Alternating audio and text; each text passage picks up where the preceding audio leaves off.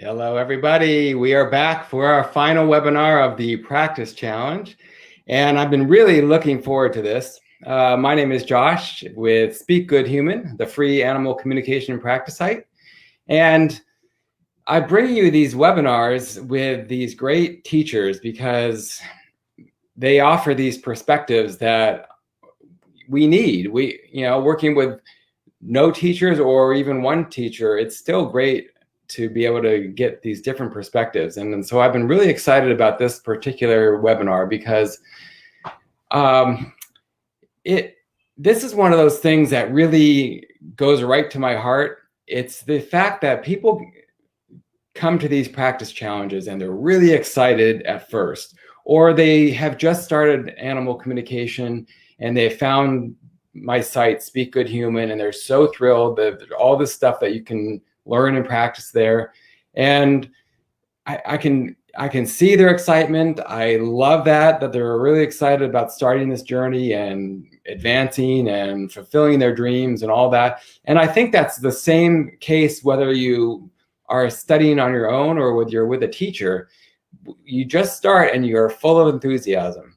And as time goes on, and sometimes it's not after very much time, like let's say for the practice challenge, if you send in a conversation with an animal or two, or you start practicing and you might make a few missteps, or things are not progressing exactly as you wish, or you might not have gotten feedback as quickly as you wanted or as positively as you would have liked.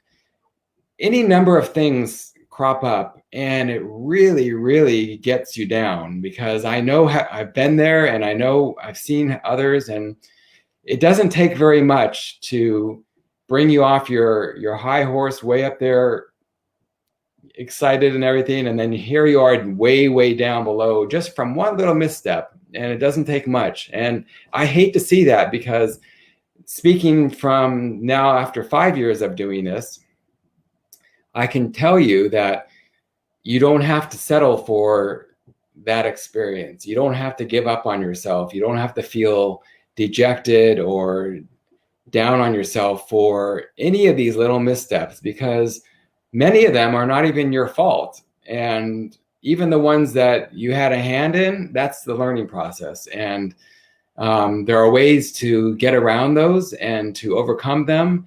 And that's why I'm so excited to bring back our guest teacher today, Sarah-Jane Le Blanc. And you might remember her from earlier this month. We had Practice Like a Pro, and that was also a really exciting webinar about practice skills. But this particular webinar is right up her alley as well, because she's one of my favorite teachers. Her background, she's an animal communicator from Scotland. She's named the Pet Whisperer, and her background is actually in education. So she takes this formal training in education and is able to funnel it into this. And I know not all teachers are trained as teachers. Some of them are just great at it. Some of them are not so great at it. But Sarah-Jane is great at it. She has an enthusiasm and she has a process that she takes that really gets you from step A all the way to the end, and she will not give up on you. And it comes through in all her work. I'll give you some more information at the end about her practice group, and she has a book out called Pet Whisperer, and in that one she gives some great her process of how she has you connect, and it's a soul-to-soul connection process. And it really came about from a point that many of you might relate to. In fact, she grew up not liking animals because she was deathly afraid of them. And, that's just one of the things that people go through. It just so happened that she started there and she overcame it, and look where she is now. So I'm going to bring Sarah-Jane out, and we're going to have such a great time with all these great strategies, and you'll have a chance to ask her many questions at the end. If you have anything that you want her to troubleshoot, she's here for you. And welcome, Sarah-Jane. Hello, everyone. I'm so delighted to be back here. Thank you for having me. You're welcome.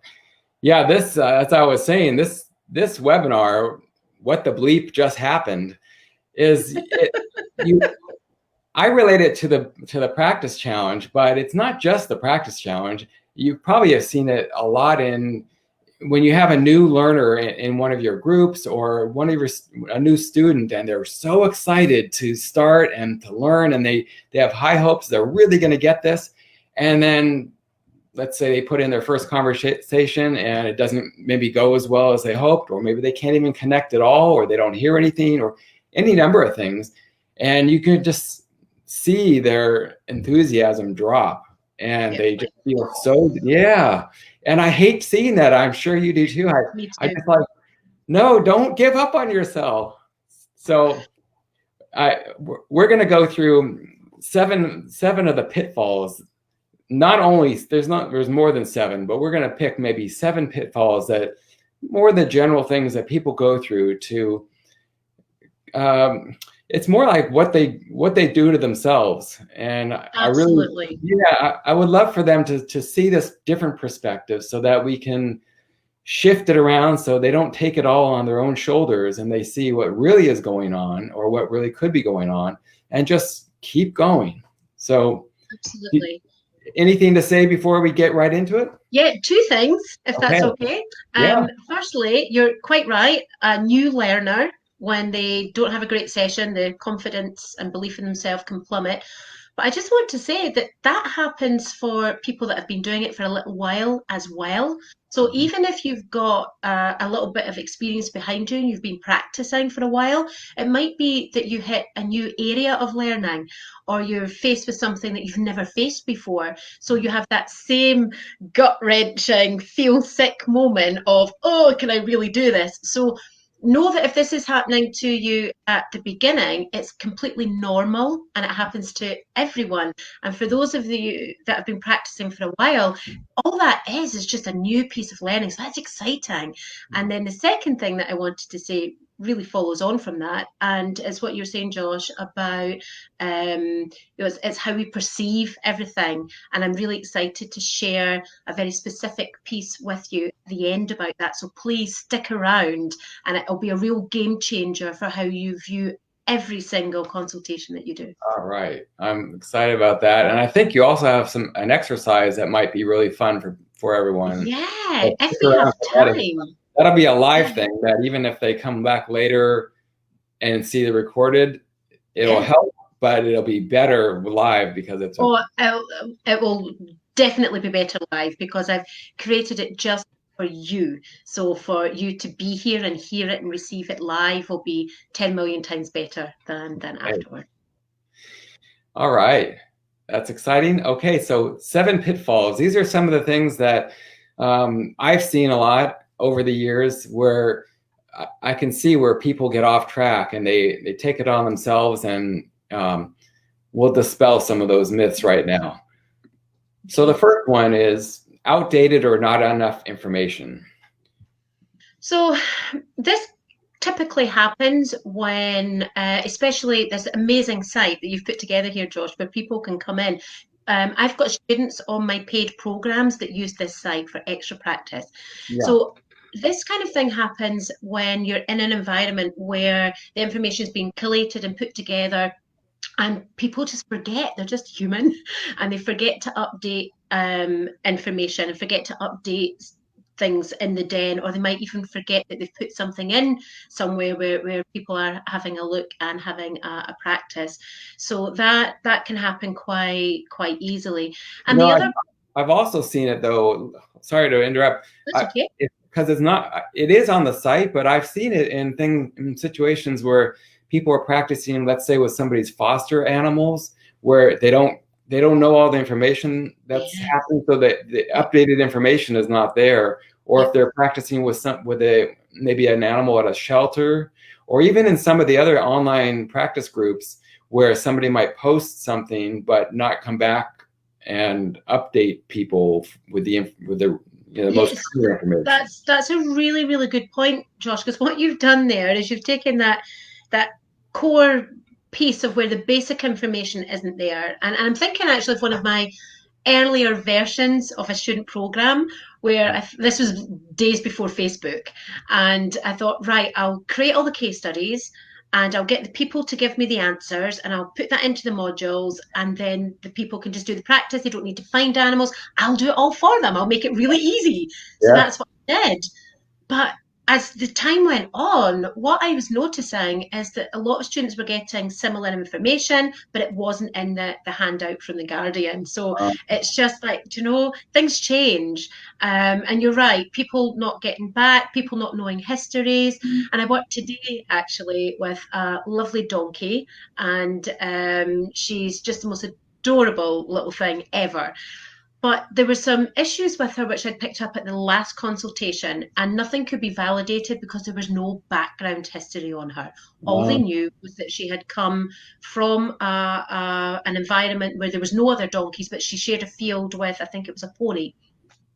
And then today, the Guardian had got updated information from the rescue centre, which was able to validate everything that I'd said at the last session. So that's a brilliant example of not even just that humanness, but just the fact that sometimes things just don't go to plan, and we don't always have or are even able to get information on field histories. And let's be clear here.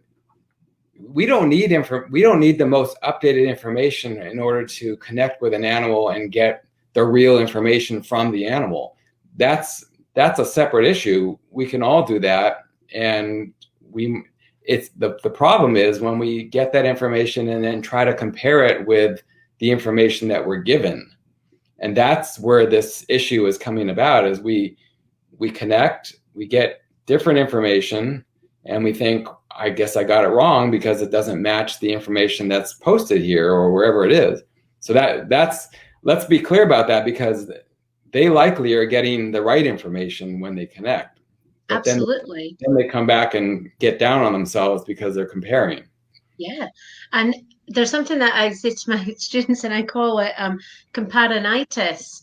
And it's just like the worst disease ever, because when you're looking at somebody else's work and you're comparing yourself with somebody else, and you're just assuming that you're rubbish, and you're assuming, because it's all it is an assumption, that everybody else that's practicing in the site is doing great, and you're the only one that's getting really rubbish or crappy results.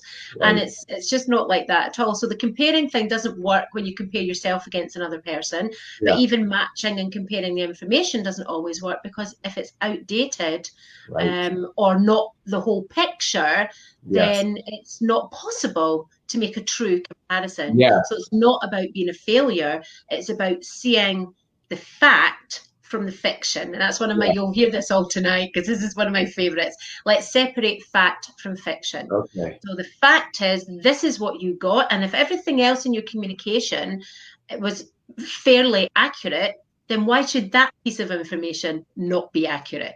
If everything else in your communication was off the wall wrong, then that's likely to be wrong. So you'll bear in mind the whole consultation that you've done. And if most of it is accurate, then that piece that doesn't match is likely to be accurate too. I think that's a fair rule of. And I want to, on my site, we have the Q&As, which is similar to what you were describing, how you did your early lessons, where the answers are provided to the questions so they can check them right there. And even though the people update those every 6 months, which is, it's a lot of time in between, and actually things could change in a week or a day. So I always say, fine if you practice with those, it's great, but also send that information, send your answers in to the people, because they likely will have the most updated information and they'll be able to respond directly to what you got. And you're going to find that you had way more success than what you ever thought. So absolutely. Because as you say, things can change on a day-to-day basis, especially for animals and elderly, or they may have contracted a condition that wasn't there when the information was put into the Q&A section. Yeah. Well, if we stopped here, we'd be good, because that is it's such a huge issue. And every single one of these is going to be like this, but these are all such big issues that I'm. They are. And they're the difference, and this is why we're here, because they're the difference between, and I'm speaking to all the participants, knowing this stuff is the difference between you carrying on and you possibly giving up. Yes. So it's really important that we cover this stuff, because in most cases, certainly all the students' work that I've critiqued, in most cases where they thought they failed dismally and were ready to give up, that wasn't the case at all. And sometimes it just takes an objective eye. So you're absolutely right that this is what you need to be connecting in with if you have feedback that is not, as in your opinion, isn't that great. So just remembering this stuff. It's very rarely a genuine failure on all counts. Right. Yeah, that's true. Well, let's move on to the second one here. So the animal's person doesn't have all the facts. I actually have a story about this, if it's okay to share. One of my students, and I do have permission to share this because I've shared it in my own group. So one of my students, Diane, who's been doing animal communication work for about 6 months, like really focused, and she's been doing brilliant. And she just had a run of 3, not 1, but 3 case studies where she didn't get great feedback. Oh. So when I was looking at her 3rd case study, I'd already looked at the other 2, and she said to me, Sarah-Jane, I'm just waiting for you to get back to me. I think I'm going to give up. I don't think I'm cut out for this. Yeah. Wow. So what actually happened, there was lots of stuff in the case study where the person, Christine, said, no, that's not right. She doesn't like that, and she doesn't like that, and da-da-da. The 2 that I want to share with you, because they were the most transformational for both Christine the guardian and Diane the student, was one when Karma the cat said that she loved fish, and Christine's response was she hates fish. She doesn't eat anything. She'll just walk away if it's a fish flavored food. And then the other piece was around her hair. And she said to Diane, I love my hair. I love my long hair. I feel so feminine. And Christine said, no, I'll send you a picture. She's got short hair and she hates being groomed. So it's cut in a lion cut. So she's kind of got this mane and the body is shorn short. So Diane said to me, I'm just got it so wrong. And there were some other things as well. And I said to her, well, actually, the fish might be wrong. The animal either likes it or doesn't. So Karma clearly didn't like fish. I said, but the hair, I said, she might have a short haircut, but what she's telling you is that she likes and enjoys her long hair and she feels feminine. I'm wondering if she doesn't feel feminine with this lion cut and would prefer her hair long. So Christine, who was an amazing guardian, these are the kind of people that you want to work with that go that extra mile for you. Yeah. And she came back and she said, but she hates the groomers. She's just a nightmare. But by this time we were in lockdown. So she could take her to the groomer. So what happens? The cat's hair grows. And little Karma, Christine took a video and sent it to Diane, my student, of Karma trotting across to be groomed and just leaning in to the grooming experience. And she's now a cat with long hair because she loves her long hair and she feels sensual and feminine and sexy, and that's how she wanted to feel. She hated that darn line cut. That's why she just carried on at the groomers. So do you see how there's Diane ready to give up? Yeah. And actually, it wasn't that she got it wrong at all. It was just perception. Christine kept her hair short because she hated the groomer. She didn't like being fussed. And actually what Diane deciphered from the communication was that this cat really wanted and enjoyed and loved having long hair and feeling more feminine. So once that was understood, she accepted the grooming, because it's like, right, if you want the long hair, you're going to need to be groomed. And that just worked a treat. But I have to tell you about the fish. Okay. I'd said to Diane, you might have just got that piece wrong. That's just wrong. But the other 3 pieces, I was able to put a different slant on, like the hair. But Christine was telling her mum. So Christine's an adult, and she was visiting her mum, and her mum looks after the cats when she's away, and her mum pops round through the week. And she was telling her mum about this communication consultation, and her mum looked very sheepish. I think her mum's in her early 90s, but she said she looked really sheepish, and she said, "Oh, I feed Karma fish from the fish shop every Friday night." Oh. So her mum was feeding her. She was taking the batter off the fish and was feeding her fish bought from the fish and chip shop. So the cat did love fish, not conventional cat food, but fish from the fish shop. So there's 2 examples of when even the person that's giving you the feedback doesn't have all the facts. Yeah, and she's more open than most. I love when they're that open to possibilities, because I can't tell you how many times this type of thing has happened to me, where you feel this crushing defeat, like, oh, I got it completely wrong. But then I would think, wait a minute, this has happened so many times before. Let me just wait and explore more and see what happens. And this type of thing happens. So it's probably going to be not all the time that people are going to get this closure where they're going to actually find out the real answer. They might just have to trust that even though it looks like they got it wrong, it may not be Absolutely. And I think if that's all you take away from tonight, guys, is just having that open mind or having that shift. This is what I desire for you, that you leave this class tonight and you have that shift from automatically going to a place of, oh, I got it wrong. I'd love to see you shift from there to, do you know what? I don't know if I actually got that wrong. So it could be wrong. It could be right.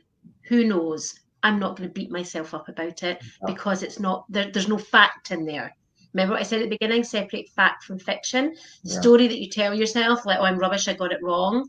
That's fiction, because you don't know for absolute sure if the person can't validate it, or if you know that everything that came to you in that part of the consultation was really strong, then trust your intuition, trust the animals. They're our best teachers.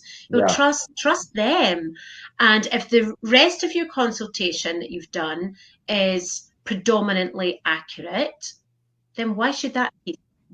So that's all I want for you, is to just take that shift in thinking, that possibility of, actually, the person might be wrong here. It's not an automatic default position that I'm going to go to anymore after this class, that it's me that's wrong. That's the shift that I'd love to see you take. Yeah, and I really love the fact fiction aspect, because we are so quick to, if we can't prove it, it's fiction to us. We just automatically go to fiction, even though it's not been proven. It's just a craziest thing that we do to ourselves.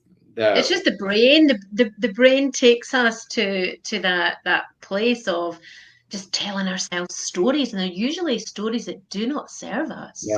Like, oh, who said you could do this? Oh, you're so rubbish. You think you're an animal communicator? Just remember where you came from. All that stuff. So when you read a feedback and you think you haven't got it right, it's that inner critic that's activated that keeps these stories perpetuating. So it's just about stepping out from that and saying, do you know what, the rest of my consultation was really good. And here's the other thing as well.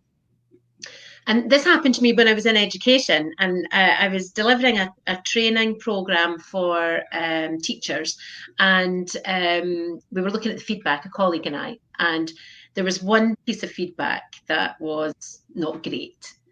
And I was about crying in the car, and I said to my colleague, oh my goodness, look at that. And she said to me, but Sarah-Jane, look at the other 50 comments. They're all really good. But the brain just goes to that one, and then we write the whole thing off. As be no good.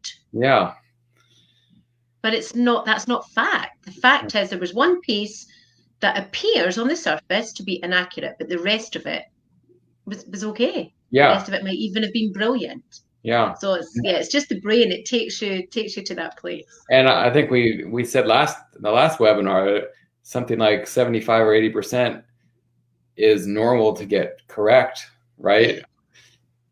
I mean, that's just an average. So you may not get it all right, but it doesn't mean that you're not doing brilliantly. No, it doesn't mean you're rubbish at all. You know, but we're human. Yeah. We're not robots when we do this communication work. We're human beings connecting from our heart to the animal's heart, connecting that soul level and doing our best. And if that's all you take away from it, is that, do you know what? I maybe didn't get that right, and I maybe didn't get that right, but I did my best. I showed up. Yeah. I showed up. That's more than most people round about you will have done. So applaud yourself for that. Yeah. All right. That's great. So yeah, just back to the actual topic, the person doesn't have all the facts. I often see that the people don't have all the facts. They don't know their animal in the way that telepathically you can know an animal, or energetically you can know the animal, or even historically, if you haven't been with the animal either 24/7 or their whole life. So there's so many different aspects and factors that could go into this, that the person just simply may not have all the facts, like the preferences with the fish. They didn't know that. There's no way for them to confirm or deny that. So they should have probably said, well, I don't know, that they don't know, but you know, they were pretty sure that the cat didn't like fish. So well, the cat, my conclusion from that is that the cat doesn't like conventional fish flavored cat food, but the cat loves a piece of Friday night fish from the chip shop. And that's what she told the student. I love fish. Yeah. And she does love fish, the fish that she eats from the chip shop, but just not the cat food. So in that scenario, it appeared on the surface when I was critiquing her case study that she may have just got that wrong. You know, if the Guardian's saying, you know, she turns her nose up at every type of fish food, then I said to Diane, you know, let's just put that to the side. It looks like that's, you know, just wrong. You know, we can get off information, that's okay. But it actually turned out to be spot on correct. Women just didn't know. But there's another piece I'd like to bring in here, Josh, because you're quite right. And what we've said so far is that sometimes the person doesn't have all the information. Sometimes the person doesn't know their animal on that level that the communicator's able to connect with, you know, that soul level.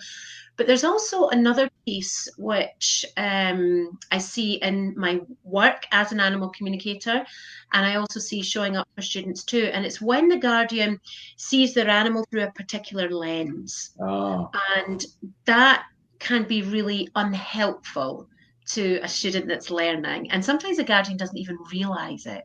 So an example would be if you were working with an animal with a behavioral problem, that sometimes the person is so frustrated by the behavior, and you know, they could be at their wits' end, ready to rehome the animal, that you know, things are that bad. So they've started to see, or it's easy for them to start to see that animal as the behavior, and no longer remain connected to the other essences of their being, because everything's about the behavior. No, that's not right because he always runs off, and you're trying to bring in this other information which is accurate, or in most cases is, certainly the cases I've worked with, is valid, it's true, and it's real.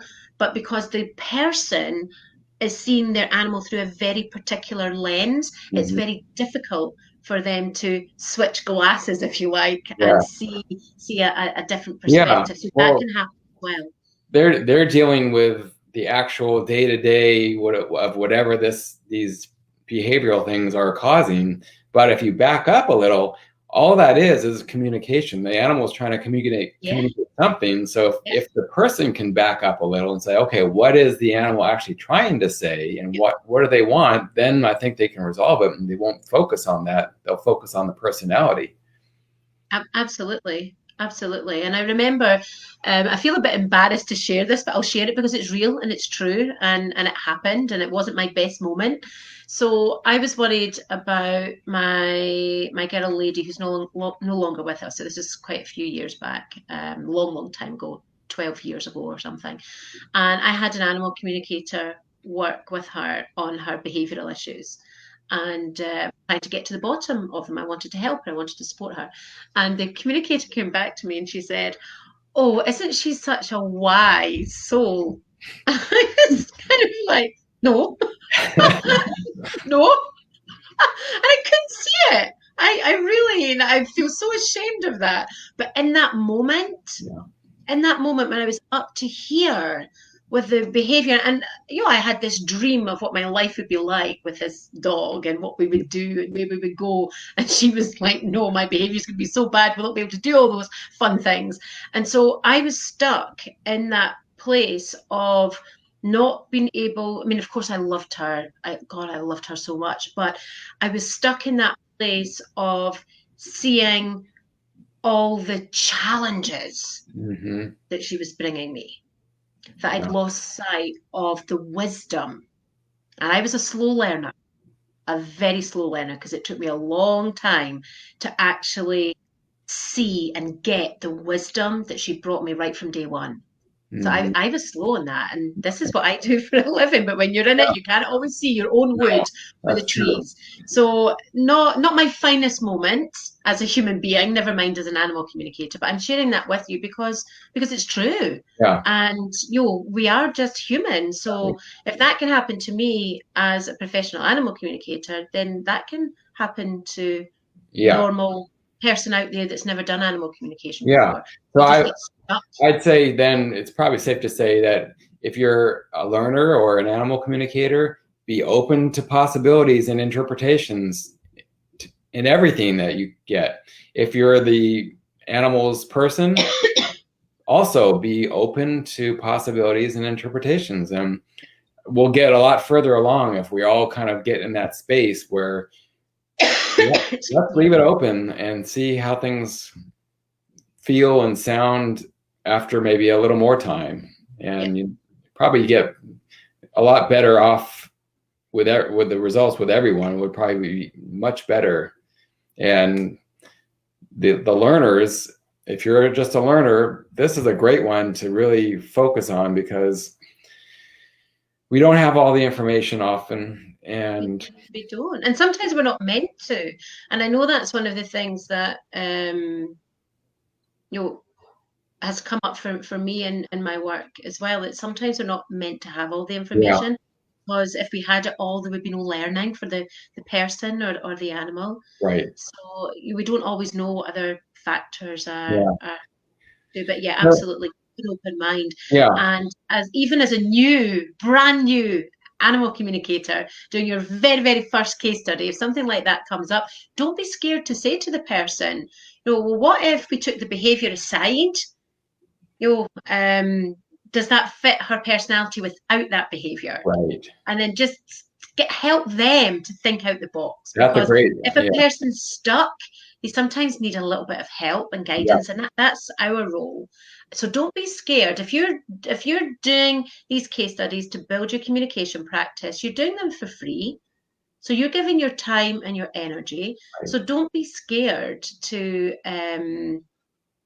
ask something of the person. You want good quality feedback, but don't be scared to say, look, what if we looked at it this way? Or what do you think if we remove the behavior?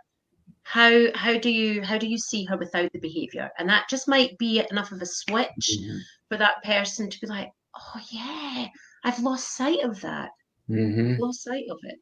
Yeah, great point. I love breaking things down and separating them, because then you can see it much more clearly what's really going on.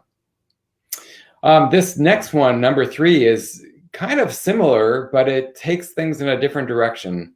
We talked a little about it already, is all the pieces haven't come together yet.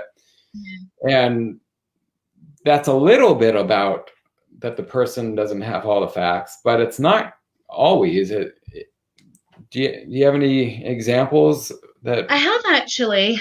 I still remember the first time this happened to me, and I was working with a horse, a behavioural issue, and the woman had said to me, "If we can't resolve this, I'm going to have to rehome her. She's dangerous.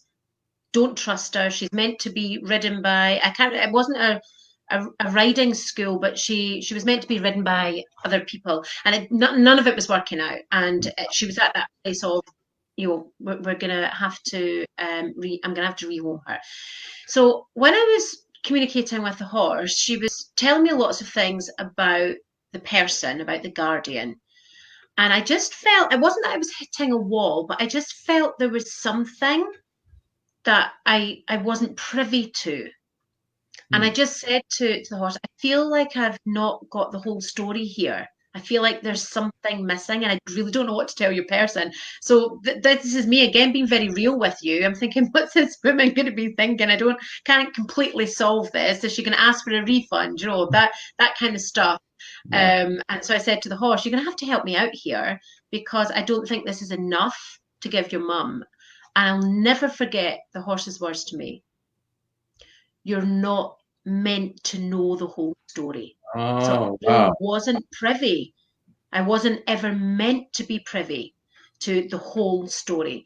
And the horse went on to explain that if if I had access to the big picture, then the feedback would cut straight to the big picture, and all the Oh, learning opportunity between where they are now and getting to the big picture would be lost. So I was just very honest with my client. I mean, there's obviously other stuff in the consultation, but around that piece. And I said, look, this is a trust game. This is what your horse has told me, and this is just about either trusting me and what I've told you, or trusting your horse that there's a reason that you're both in this horrible place just now. hmm. And she got in touch with me. We did a little bit more work together after that, but I didn't hear from her for maybe 2 years. And she emailed me and said that she was just in the best place ever with this horse. And Hmm. they now have a riding school for the disabled. But it was that journey, that process of working through everything that got them to there. And that for me was the validation of, gosh, I really wasn't meant to know that. None Yeah. of us were.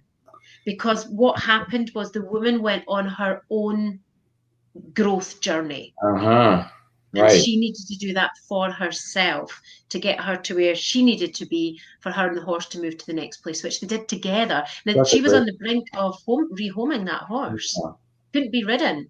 And now she's riding with adults and children on her back and having a great time. So, yeah, we don't always know That's yeah, um, such a places. great point because I always think, okay, well maybe we don't have all the information, and when we get it, then things will make sense, or maybe I can see a little more than the person can see, and I'm just hoping that they can stretch enough to get there without my having to spell it out for them, because you can't always do that with people because No, they get defensive or they don't want to hear it or they whatever. But what you're saying makes a lot of sense and kind of lets you off the hook a little. Like you may not even need that information because it's not meant for you and it's not meant for this session. It's meant for them to figure out, or however else. Maybe there was another communicator that was supposed to come along and provide the second part. You absolutely. never know. Yeah, So you let's be never happy know. with what we get, put that over to the person. And I mean, what else can you do if, let's say, the animal's person is not open to anything else, or they're defensive, or is there anything you can do? Well, it depends on the scenario. Hmm. But I think when I'm working with a well, it doesn't right. So here's an interesting slant on this, and I'm sharing it with you because it does count. It makes a difference. So I can't remember the last time that I had a client that was defensive and not open to what I had to Okay. share. But I have had that in the past in my earlier days. And I think my position on that is very much that we attract. Mm, We attract what we put out there. okay. So if you're worrying that your client's going to be defensive and you're worrying that they're not going to be open to your ideas and suggestions, then that's what you're going to attract, because that's what you're putting out there. And it's kind of like that magnetic thing, and you'll attract that back in. Whereas I've been very clear for at least 10 years now. I'm so grateful to be working with clients that show up, listen, and take the steps that are recommended. And those are the clients that show up for me. So I wanted to bring that piece in, because there is a bit of a mindset in there. If you're attracting clients that are not your ideal clients, or attracting case studies that are not giving you the feedback that you need, then have a look at where your thinking is, because there is a big part. I would think it's the same. You could back it up and say, if you're already thinking, I'm going to get this wrong, or you're going to get it wrong, never going to get it right, there's no way this is right. I mean, I don't know. It probably has an effect. It does. It absolutely does. I'm also trained in something called, well, it's basically understanding how the brain works and how we create these stories and whatnot. So as somebody that's been interested in manifestation as well for a long time, bringing these two elements together, there's real evidence of what you're thinking and what you're putting out there. That's what comes back to you. So coming back to your question, Josh, if somebody's not on board, so the way that I would probably deal with that is to try and find common ground. So you want to find anywhere, anywhere there's common ground, you want to go there. And I quite like putting everything back in the context of the animal. So it's no longer about me trying to convince the person that I'm right. Because if they feel that I'm trying to convince them that I'm right, then that means that they're wrong. You see? So if you're in that place of, look, I'm right, this is what they've said, then the only position that person can take, if they're not coming along with you, the only position that they can take is, well, she thinks that she's right, and that means that I'm wrong. And also as well, I'm probably getting a little bit too technical in this, depending on what the scenario is, if there is something around, if there's guilt involved. Mm-hmm. So if the person is feeling guilty, or if the scenario that you're discussing is one that could invoke feelings of guilt or regret or remorse, then as soon as if the client's not ready to go there, as soon as they accept that that's the scenario, they also by default have to accept the role that they played. So if they're not ready to go there and ready to deal with that, they're not going to accept what you're saying. Yes. Does that make sense? It makes sense, because I've had exactly those experiences with people, and I can see the whole thing happening, and I can see that there's resistance there, and you can't do anything. There really is nothing you can do. You want to be really gentle, because that person's actually struggling. It's not that they're being defensive to be difficult, but they're maybe really struggling to come to terms with something, or accept or really face up to a role that they might have played and what happened to their animal, or what's currently happening to their animal. Mm-hmm. And so if they're not ready to go there, again, it's about coming out of an argument. You just don't want to go down that road. And what I like to do is put everything back into the context of the animal. Okay. So they've asked you to communicate with their animal friend because they love their animal friend, because they're worried about them. They want to make their life better, bigger, happier, safer, whatever the scenario is. So that's where I would go to, because that's your common ground. Okay. So, for example,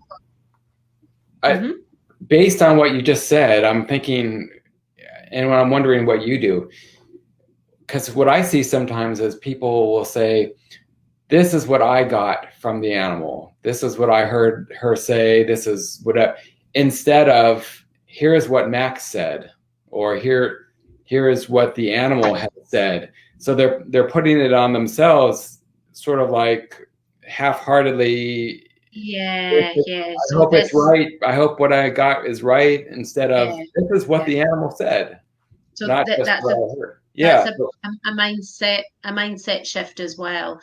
So what? So here's another way to deal with that. So Okay. if your preferred way to feedback is to say, this is what I got. I got some feelings of sadness. Yeah. Actually, this is reminding me of a case, maybe 12 years ago. I remember because I think I know I was in this building, so and I've been here 12 years ago, and it was a long time. So anyway, I communicated with her dog. I'm very strong on clairsentience, so if I'm feeling it, it's real, and I've just learned over the years to trust that. So I connected in with this dog, and oh my goodness, I just felt like my heart was so heavy, and in fact, I can still cry now. Just I don't diagnose or use veterinary terms, but in layman terms, this dog was depressed. So when I did the feedback with her person, I just had a feeling that she wasn't going to accept that. I just had that feeling. So what I said to her was something like, when I connected in with your dog, I just felt her energy was a bit low just now. Have you noticed if there's been a change in her mood or a dip in her mood? And she said no. So you see how that's quite different from me going in and saying, I connected with your dog and she's depressed as hell and you need to do something about it. Just hear that's quite different. But that dog was in a bad way.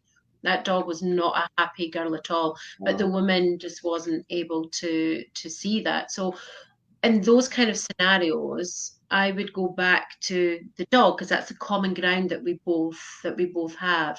And if I got into an argument with her, then she was going to switch off and not listen to anything else that I had to say that our dog wanted her to hear. Yeah. So what's important there is just to come back to that common ground of you love your dog and I am wanting what's best for your dog, and let's see where we can work together on this.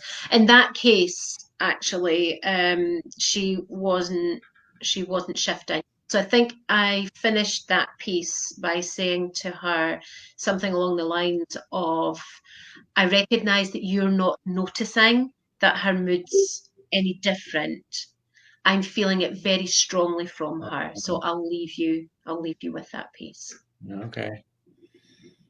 Yeah, and I guess sometimes they'll think about it, and later on they'll realize, or they'll start noticing, oh, well, maybe the dog is a little depressed or low or whatever. Yeah. And you can use follow-up questions, and you'll check things out like, does she still walk the same as she used to? Is she still interested in playing? Has she changed the way she eats? And those can create a bigger picture. But usually, once you've opened that door gently, that gives the person permission, for want of a better word, to start noticing and paying attention. Yeah. And then they'll quite often come back to you. But if you've gone in all argumentative and said, well, I'm an animal communicator and I can feel that your dog's depressed, and she is. Doesn't matter if you can't see it. She feels it and she's telling me it and she wants you to know. So you have to do something about it. Right. The person's going to switch off and they're not going to come back to you, even if they do notice. And then the dog's less likely to get the help that they need. Yeah. Yeah, and it won't help anybody in this situation, including yourself. But people do. I've heard some horrible stories from clients where animal communicators have spoken like that. Yeah, I believe it. Yes. All right. Not good. Well, or I don't think it's good. No. These all seem very similar and related, all these points that we're making, but there are definite differences. There's layers that we're kind of... It's layers. Yeah. It's layers. So this fourth one is that you get feedback that's very literal and not interpretive. And this relates to a bunch of the things that we've been saying, is that sometimes we get the feedback about our conversations and people are going like the fish. No, my cat doesn't like fish. Well, the interpretive part of that is, well, wait a minute. the cat actually likes fish, but not the kind that you're giving her. Yep. So, Yep. and So that does happen, and I think again it's our job to do a little bit of education and a little bit of supporting our client to think out the box. yes, That's one of my favorite things that I share with students, thinking out the box, helping your client to think out the box, because our job, and some people may disagree with me, and that's okay. But I view our role as animal communicators as being the the person that advocates for the animal, that speaks for the animal, that gives the animal a voice. And I always recommend that we share what we get as close to its raw format as possible. And then there's less room for misinterpretation. There's less is lost in translation if you're feeding it back as close to how you received it. And I've lost my train of thought there. I've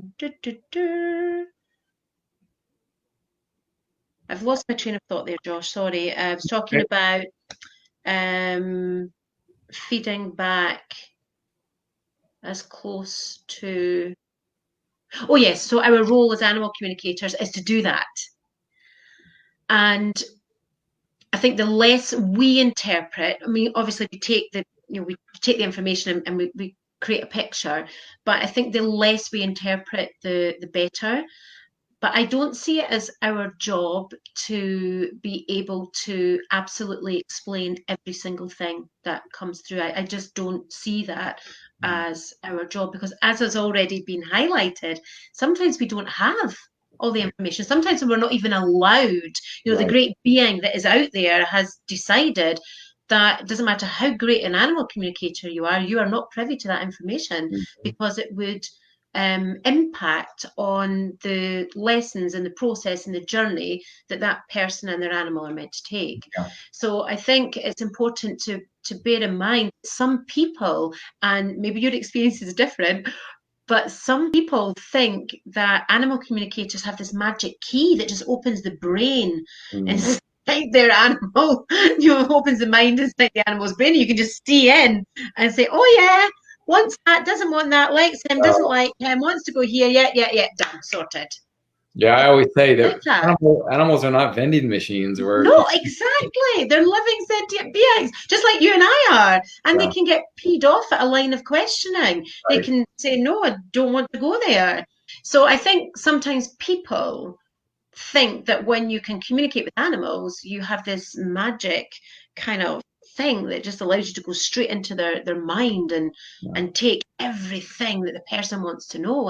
And we know that it's not like that. So remember that when you're doing your feedback and you're getting the feedback from the person, because it's not your job to always know every single thing. As long as you're sharing that information as accurately as you can and as close to the raw data that you got from the animal. And then it's up to the person to do a little bit of legwork. Yeah. And that can be part of why they've come into the communication process in the first place. We all know that the animals often bring the people to us. So it might be that that's a really important part of their learning, for them to be thinking out the box, making their own connections. Yeah. So just bear that in mind. But the bottom line about this point is that they may have sent in a conversation and they may get feedback that is very literal and very focused on the details and the facts, and for that reason they may have felt that they got it wrong, instead of an expanded view of things where lots of things could have been actually right. So a lot of us go through this where we get this feedback that no, the dog doesn't like this and the dog does like this, and no, they don't have a friend that's a parrot, and they any number of details that I think a lot of times we get this feedback from people who think that all they should be doing is checking the facts, whether you got it right or you got it wrong. And it's not really like that. That's not how a conversation is. That's not how getting to know somebody is. it's beyond that. And so if we can keep that in mind, we can do our part and be expansive and hope that the animals people can do the same. But if they can't, at least we keep in mind it's not just about black and white facts. Yeah, absolutely. And I think, what I said to one of the earlier points, you're giving up your time and energy to do this work. So don't be scared to ask for something back. Right. And it might just be a case of, and use your beginnerness, even if you're not a true absolute first time beginner, use that to your advantage and say something like, I'm just starting out on this. And I'm just wanting to, see if it works. I want to see if I can do this. And it's really important to me that we work together on the feedback and that we both box, because sometimes the information isn't always literal. Yeah. And ask the person, ask the guardian to do that, to meet you halfway.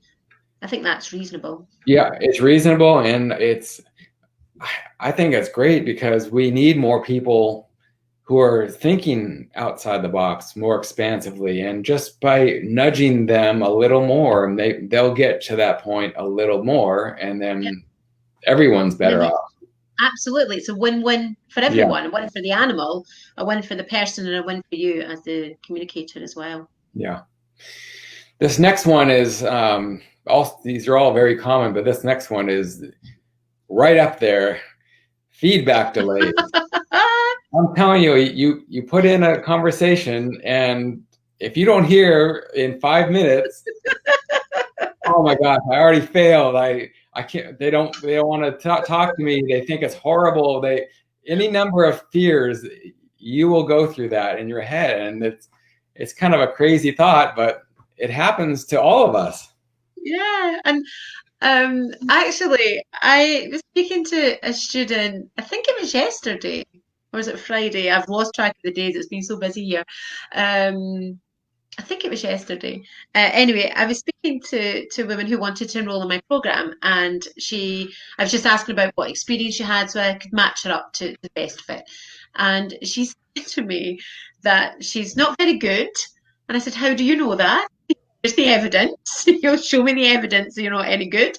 And she said, "The last teacher that I worked with, I gave her my case study and she never got back to me." Oh. So that's how that, and her words were, "That's how bad I was." Oh gosh. And I said, "Well, where's the fact? Where's the fact in that?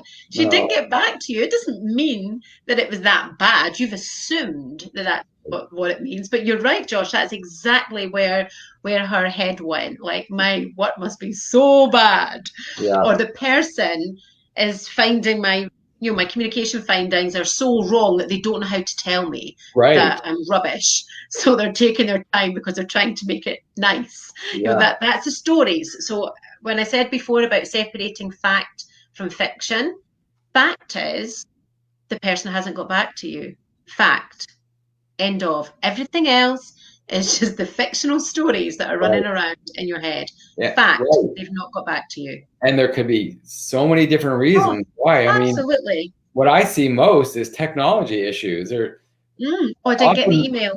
Yeah, they don't even get the email. That either the person never got it and they are thrilled to know that somebody wants to give them a conversation, but they never received it and they want it.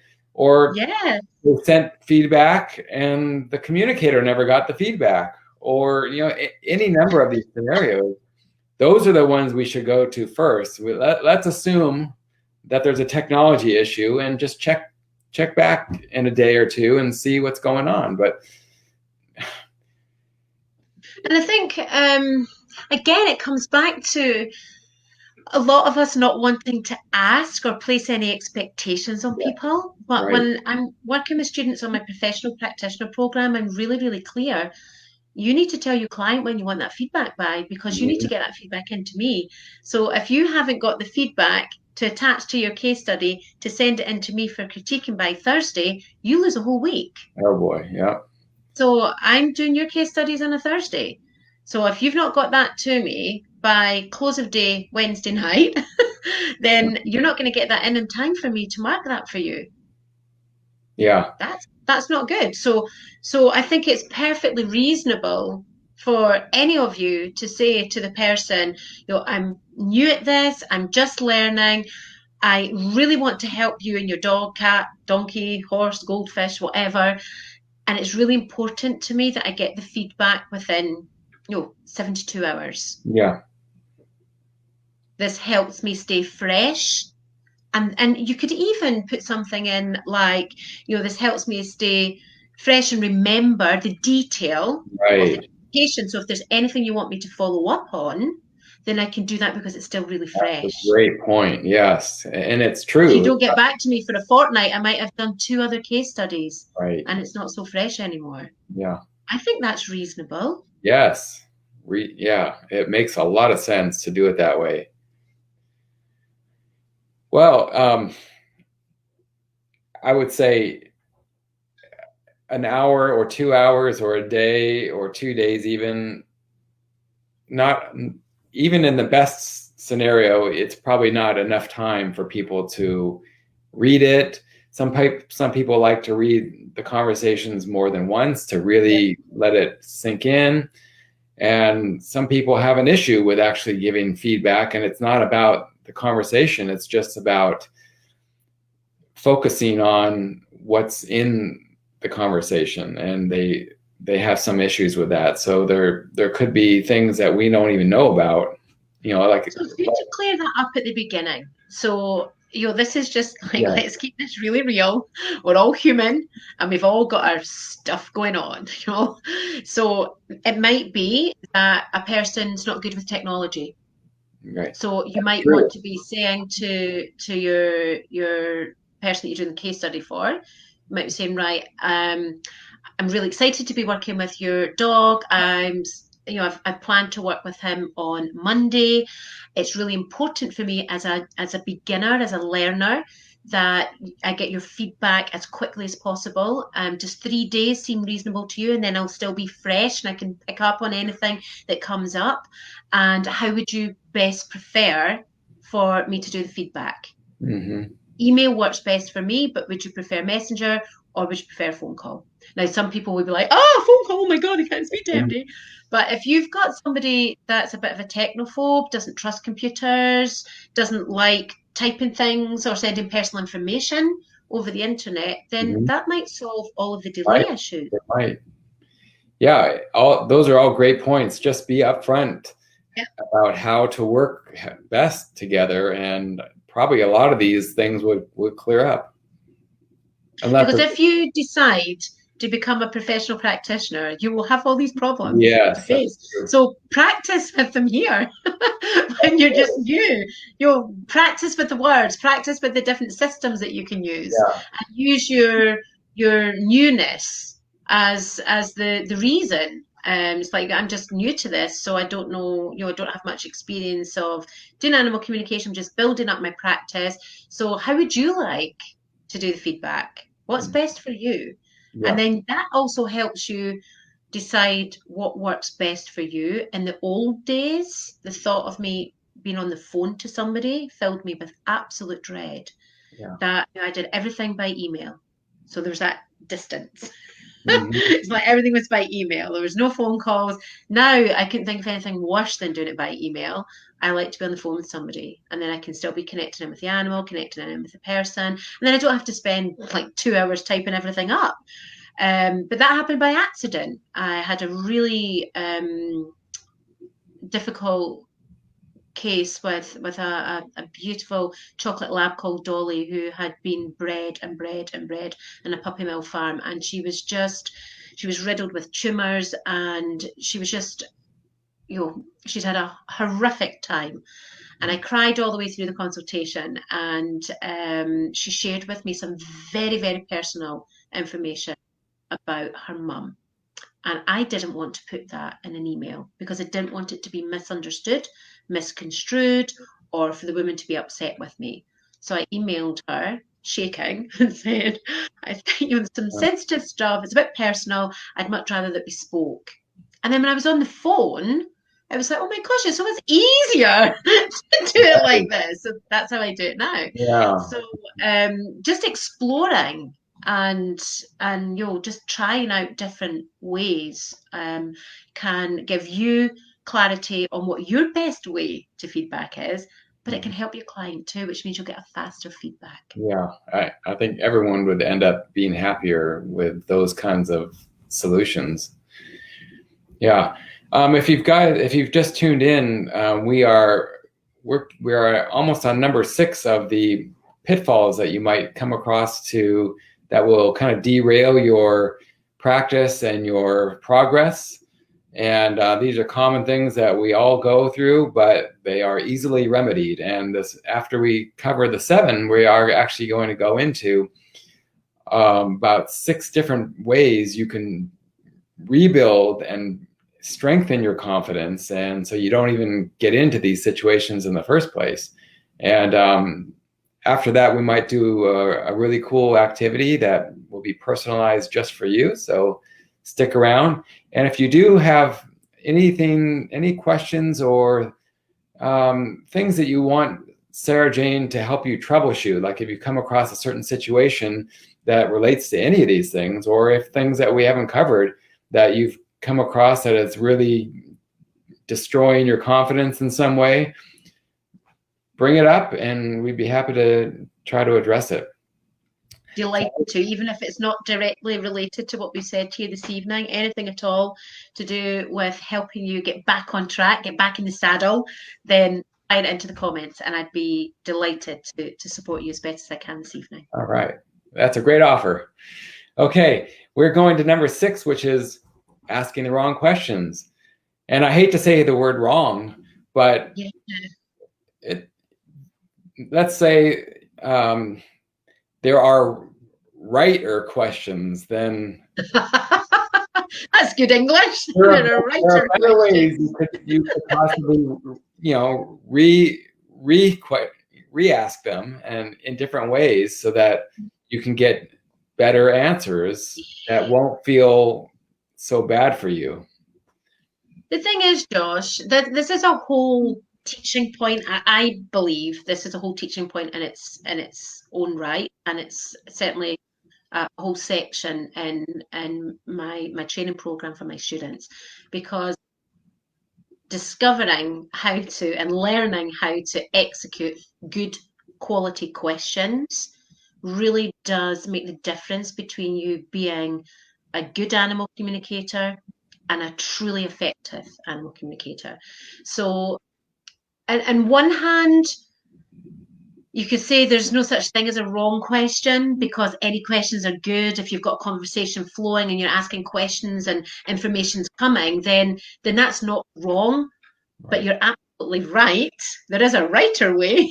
There is definitely a more effective way to ask questions, and that can actually cut your communication time down drastically when you master good quality questions. And I'm actually just thinking of a student last week whose case study I critiqued, and she had missed it was a behavioural issue, and she had missed something in the animal's response. So it's written out like a conversation. So I saw she'd asked a question, the animal gave a response, and immediately I saw the piece that needed to be latched onto and needed to be drilled down on, and she missed it. And that's okay. That's what she's on the program, is because she's learning. Mm-hmm. So I saw that she'd missed it, and she picked up on another part of the behaviour, and then the animal gave the response, and so on. Uh-huh. And then we were about, I don't know, maybe 3/4 of the way down the page.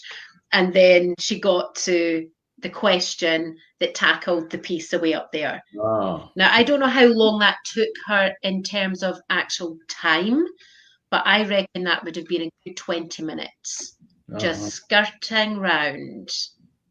And if she had asked a better quality question, that would have been cut right out. They'd have got straight to what the issue, the underlying issue was for the dog, and then would have been able to work on resolving it much more quickly. So it can cut your time down as well. And it also stops the animals getting a little bit irritated because you're not quite getting it, or, they're just like, she's asking me that again. Did I not just answer that? That's a skill, I know, because I know Like if you're It is a skill, and it's a learnable skill. okay, I know, like if you're a reporter for a magazine or a newspaper and you're good at asking questions, you're going to get really interesting answers and you're going to have a great article if you're a good writer. Yeah. But if you're asking just basic questions that may not be that insightful, you're going to get answers like that. And what you come up with for the article is not going to be that great. So this is learnable, you said. Is Absolutely. And I think it helps, or certainly it's the only way I know how to teach it. So if somebody else has got a different way of teaching it, then great. But I think the best way to teach it is to actually, have somebody, look at your work and say, because they're looking with that objective eye. And if you have an interest in language and an interest in development, your personal development, whether it's people or animals, then you're just going to get this stuff. Okay. And so if you're working with a teacher or a mentor that is that way inclined, or that likes understanding not just animals but people as well, Right. because we need to want to well, we don't need to want to, but we need to be able to. I want to, but I know that some people only want to work with animals.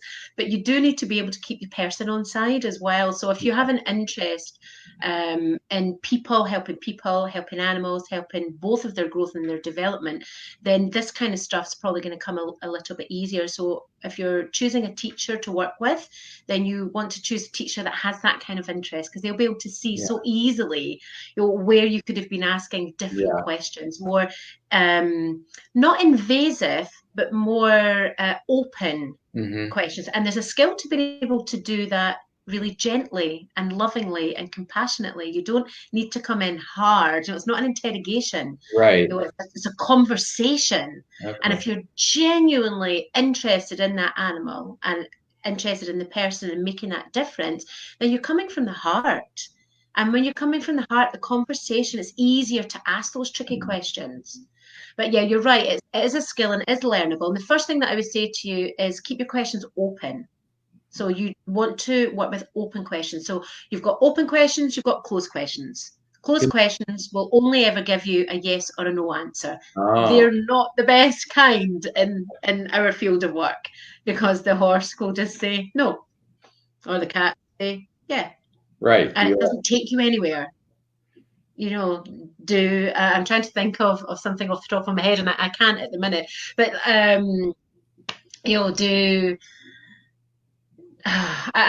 sorry, my brain's gone. I can't think of an example to illustrate that. But especially if you want to get to the bottom of a problem and you're asking a closed question, you're just going to get a yes or a no. And then you have to find a way to get back into that conversation, but it's already been closed off. And that's hard work. So far better to ask an open question. And open questions are who, where, why, what, how, and when. Okay. So that's the 6 key open questions. Who, where, why, what, how, and when. I don't use why an awful lot.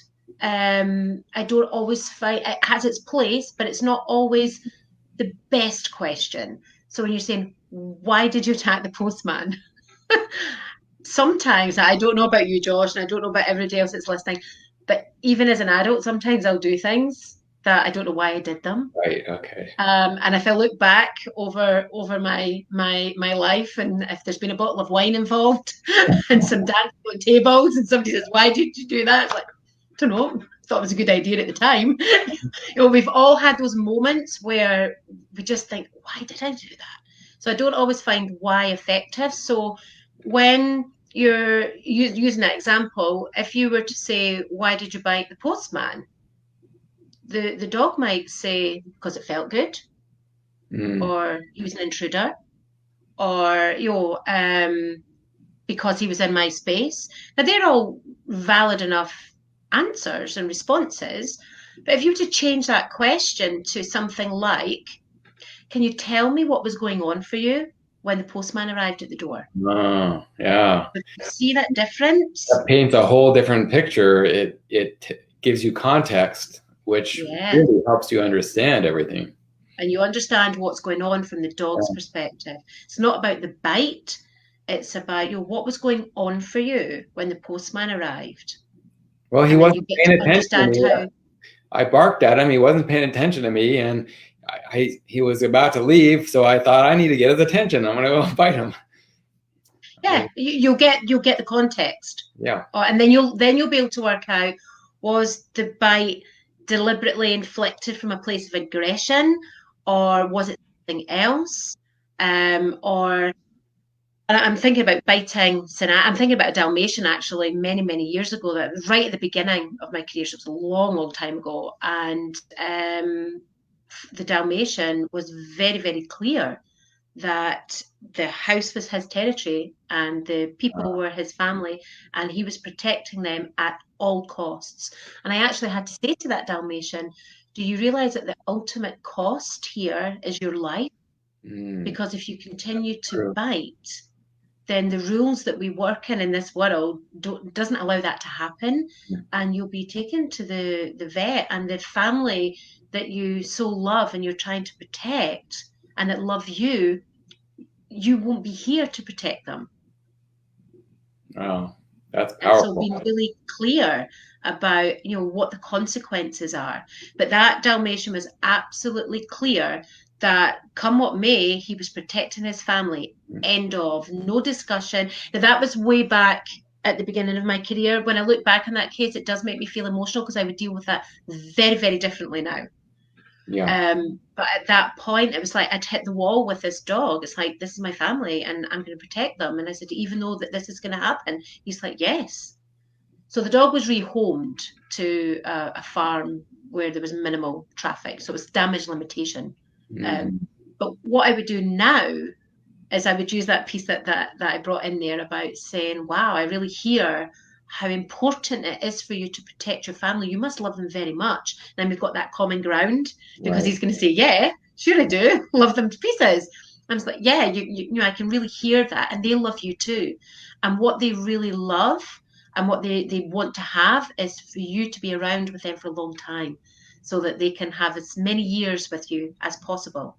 If this behavior continues, they won't have a choice and you won't have a choice because this is what's going to happen. Yeah. Okay. How do you feel knowing that that is what's going to happen? And then we get to hear. And if the dog was at that stage to say, was to say to me, well, it doesn't matter, I'm still going to play the protective role, then we have hit a bit of a wall. But I have to say, using that approach, I've never, ever come up against a brick wall because what we're doing is we're educating the animals as to what the outcome is from the person's perspective as well. So it's like, they want you to be here. Yeah. You need to live till you're an old man. So this is really a huge area to focus on for new learners and anybody who's been trying to do this, even professionals, is just focus on getting the right questions in there and interacting in that way where you're going to get answers that mean something more and give you more information, more perspective, more insight. Otherwise, like you said, it's going to take a lot longer. You may never get there. You may never get exactly. You may never get there. So I'm thinking of that client's student's case study. That could be 20 minutes out of the time that was spent. Yeah. And a workable conclusion. So everybody's happy. But if you're not learning the skill or practice, and this is a place to practice. Yeah. You've got these opportunities to do all these different case studies, and so you've got opportunities to practice with your questions until you find what really works well for you and your style of communicating. And then the consequence of not doing that is that without any deliberate intent, you end up just doing a half job, like I did with the Dalmatian way back. That was, my first 6 months. I didn't even charge for the work. I was still in that place of, I'm not going to ask for any money. They'll just ask for a refund because I'm so bloody rubbish. I was still in that place. Yeah. But when I look back on that case, it's like, if I only knew back then what I know now, I think the outcome would have been different.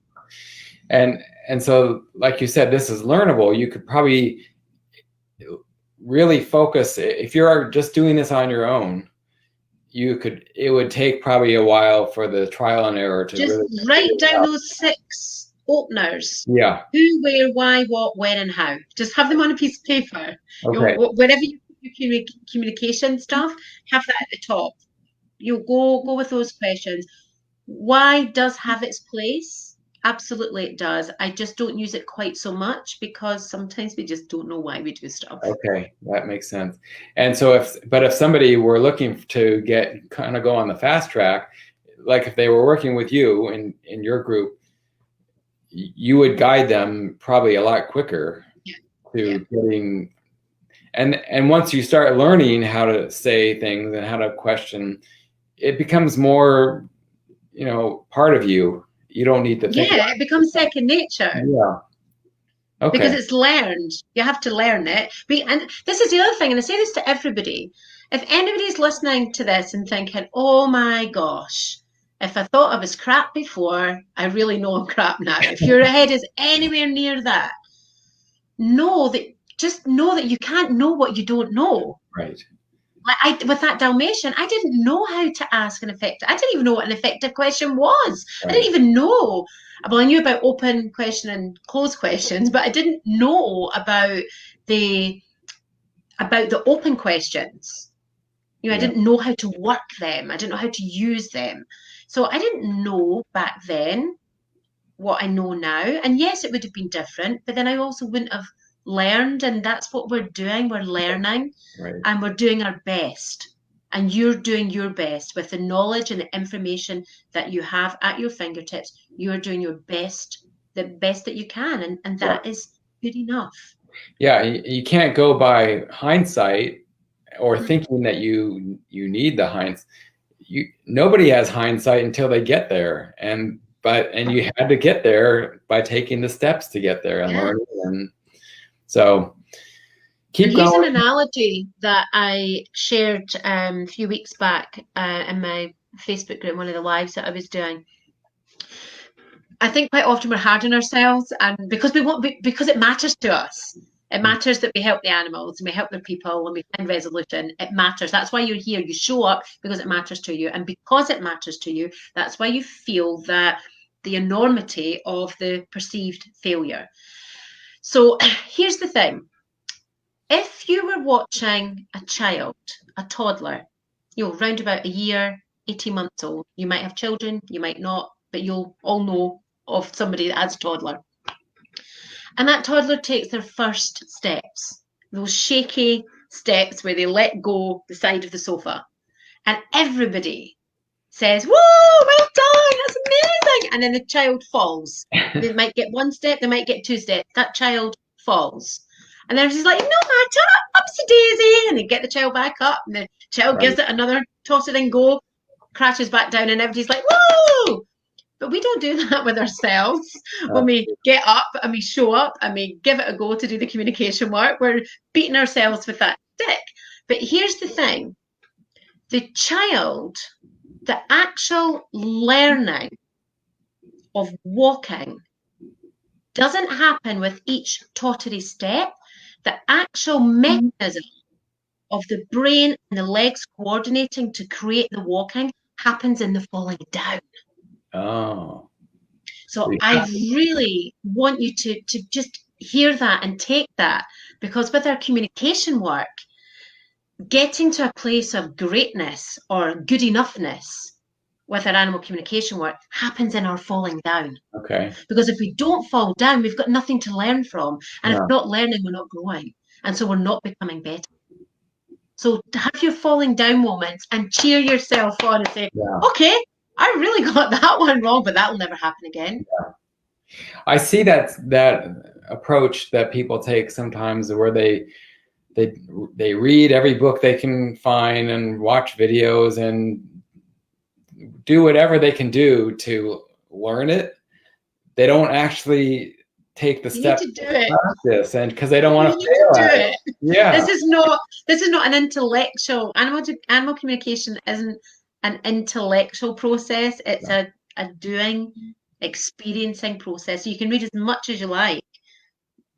It's worth nothing if you're not going to apply it. And in Same way, you can read nothing and just give it a go. That was my approach. I wanted, just the way that I discovered that I could connect with animals. I just wanted to learn from the animals. That was the route that I chose. So I deliberately didn't seek out information.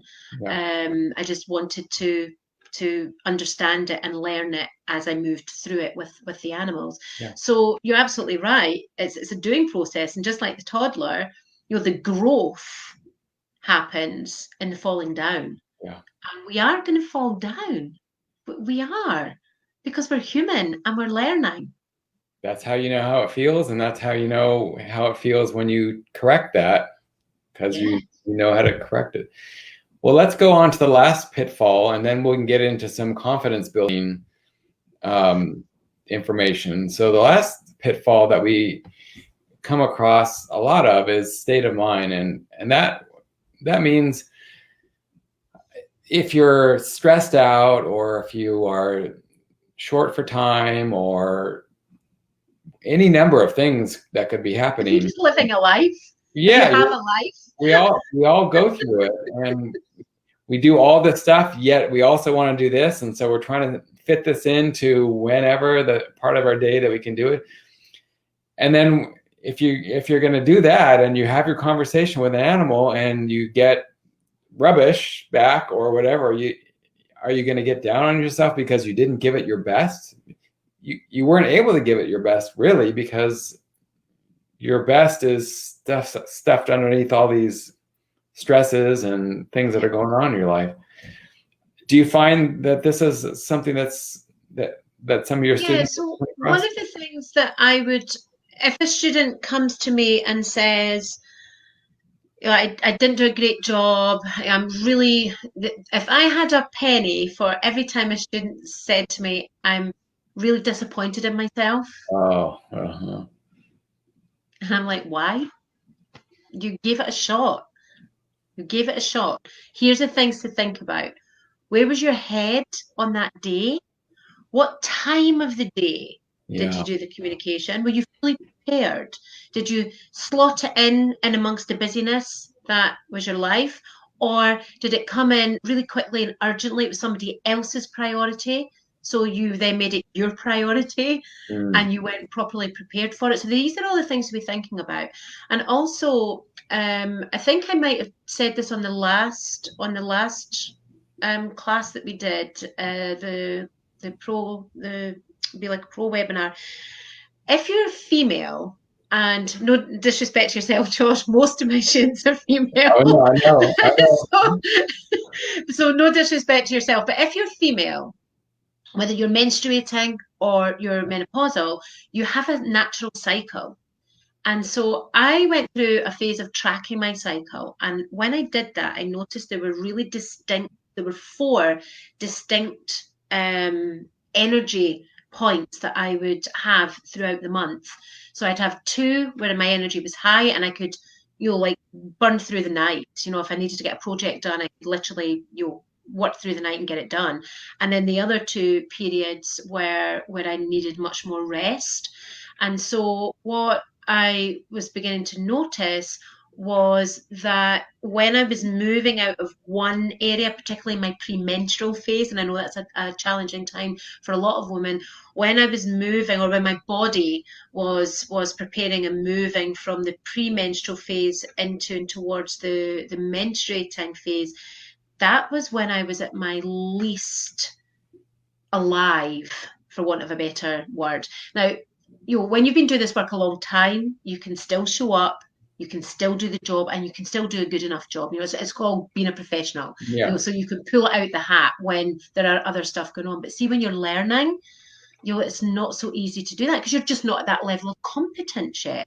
Nobody expects you to. So notice things like that. Where was your head? Were you prepared for the session? How did you feel about the session? So I was working with a student this morning that said to me, I had a funny feeling about this horse before I even took the case on. Well, there Uh, you go. yeah, There you go. Before you even sat down to do the work, there was that silent communication going on that there was something about this case. mhm, So just think about all of those things. And what I would say to you is this state of mind, it is an inner game. It's a mindset piece. And that starts with you. And you're the only person that can change your mindset. So, what I would be encouraging you to do is just take some time to think about where was your mind on that particular session and what can you do to support yourself in getting into a better mind space and better mindset before each and every consultation that you do. Because here's the thing, if you took your car to the garage, probably not the best example, but if you took your car to the garage, there was something wrong with it. The mechanic had a quick look under the hood and said, "This is wrong and this is wrong, but I don't have the right tools with me. You'd be better to bring back tomorrow and I'll have the full toolkit back." You wouldn't think twice about that. You're not going. You might be frustrated that your car didn't get fixed there and then, but you're not going to think poorly of him because he didn't have the right tools to do the job. But No. something happens in our communication work when we're not in the right mindset, which actually means we don't have the right inner tools to do Right. that job. Or you try to do the job, and because you And don't have the right tools, you fail. Like yeah, if the mechanic said, if you just said, "Do it anyway," I know you don't have the right tools, just go for it anyway, and he came up, it was a poor job because he really couldn't do it the right way. You couldn't possibly blame him for that. no, not at all. Not at So all.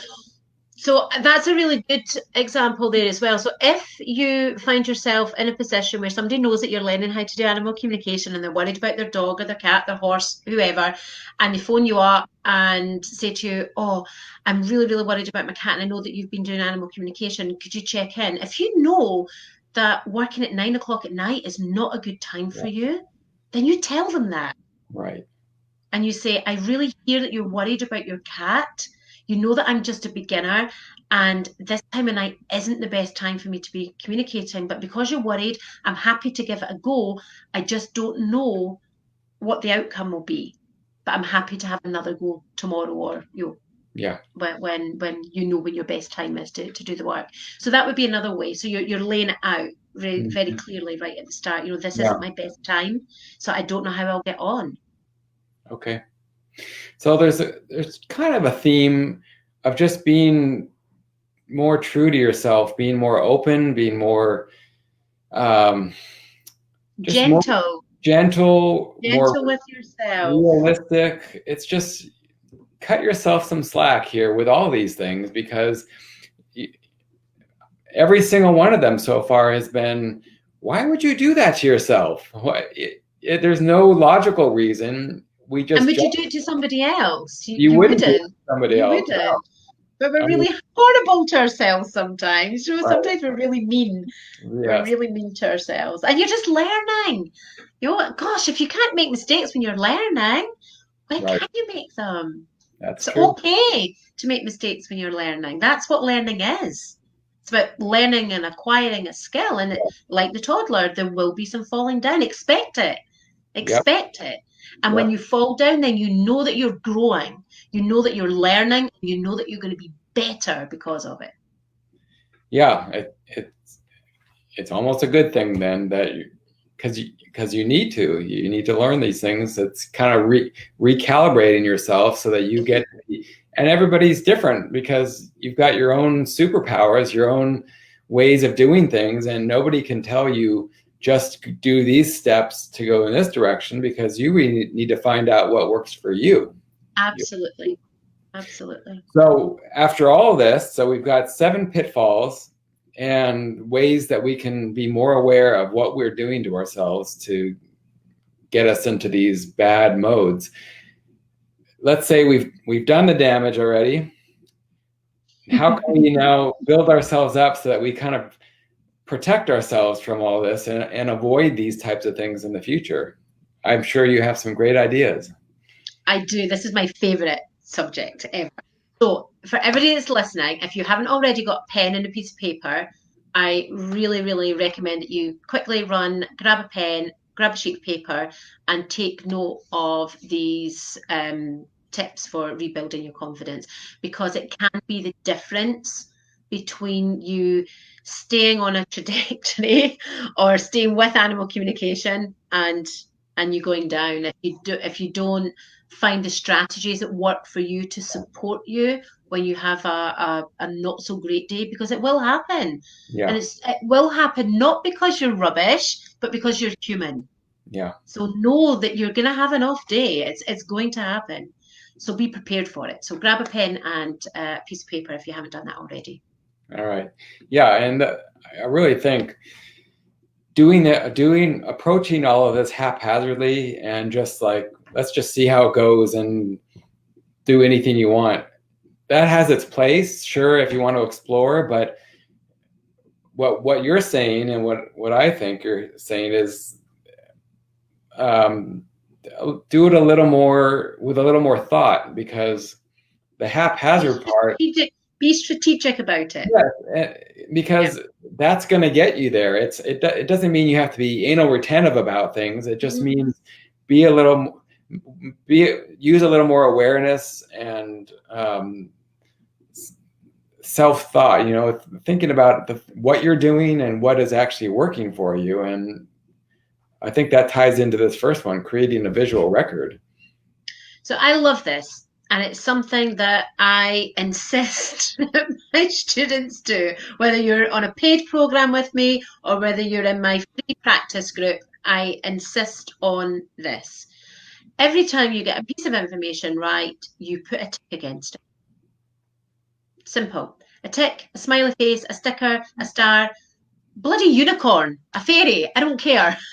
You want to put something against the information that you got correct. So every single thing that you got correct, even if it's something that you didn't think was wowsy.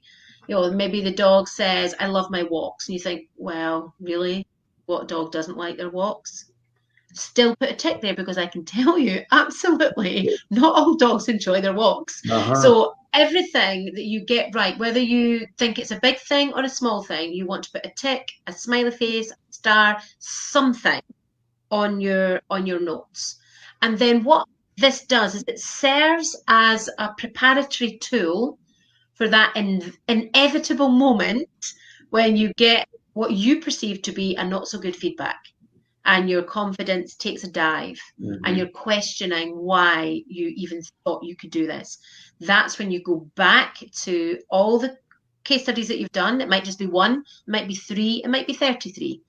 And you just look at them, you flick through them, and you see all the stars and the ticks and the bloody unicorns and the glittery fairies and whatever else it is that you've put there. And you've got that real visual record of everything that you got right in your previous studies. And that reminds you that you can do this work. It's like that visual record of your competence and your capability to connect and communicate. Because what tends to happen is, it's like the example I shared of myself when I did that teacher training program, my colleague and I went straight to that one piece of damning feedback. And my colleague saying, but look at all the other 50. They're all really good. Right. But that's where I went. And the other 50 just suddenly didn't exist anymore in my brain. And I was just in that place of, oh my gosh, I'm really crap at teaching. So when you have this visual log, then your brain can't go there, because there is the evidence.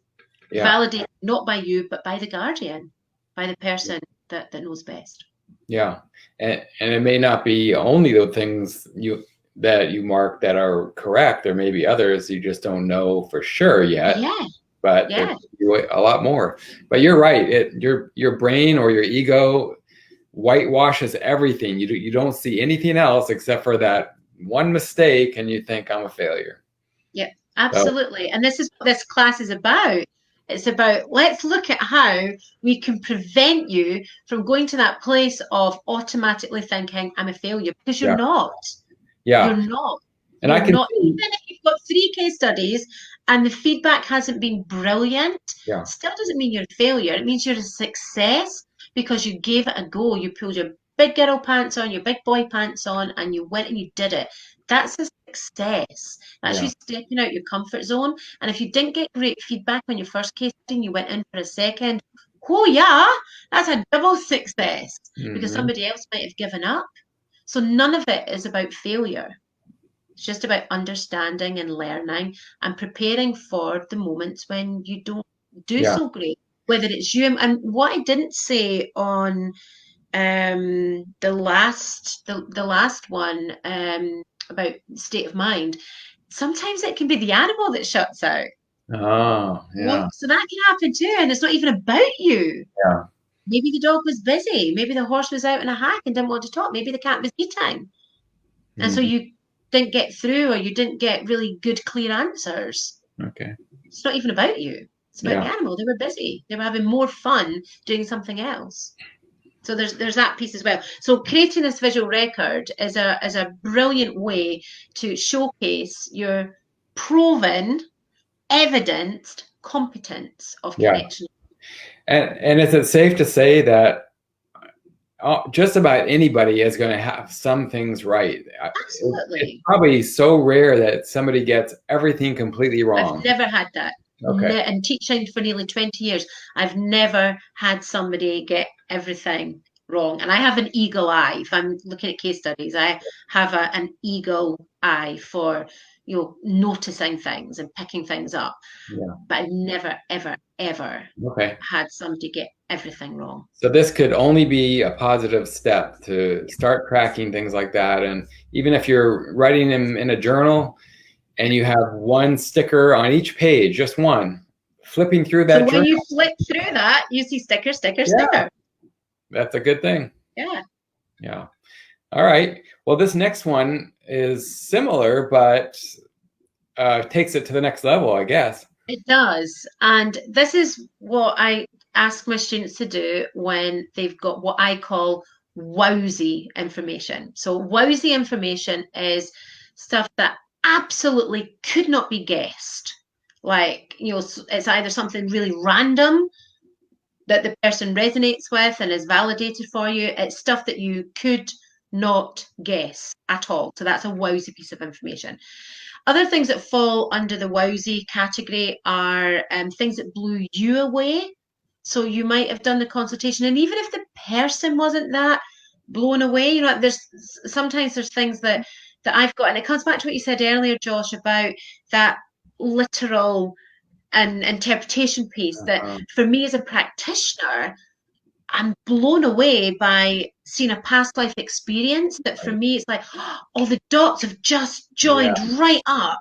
And the person's kind of like, oh, yeah, yeah, Right. I see that. Right. So they're not blown away by it, No. but I was because it, filled in all the missing pieces and helped Yeah. me get resolution for the animal. So that's a wowsy piece.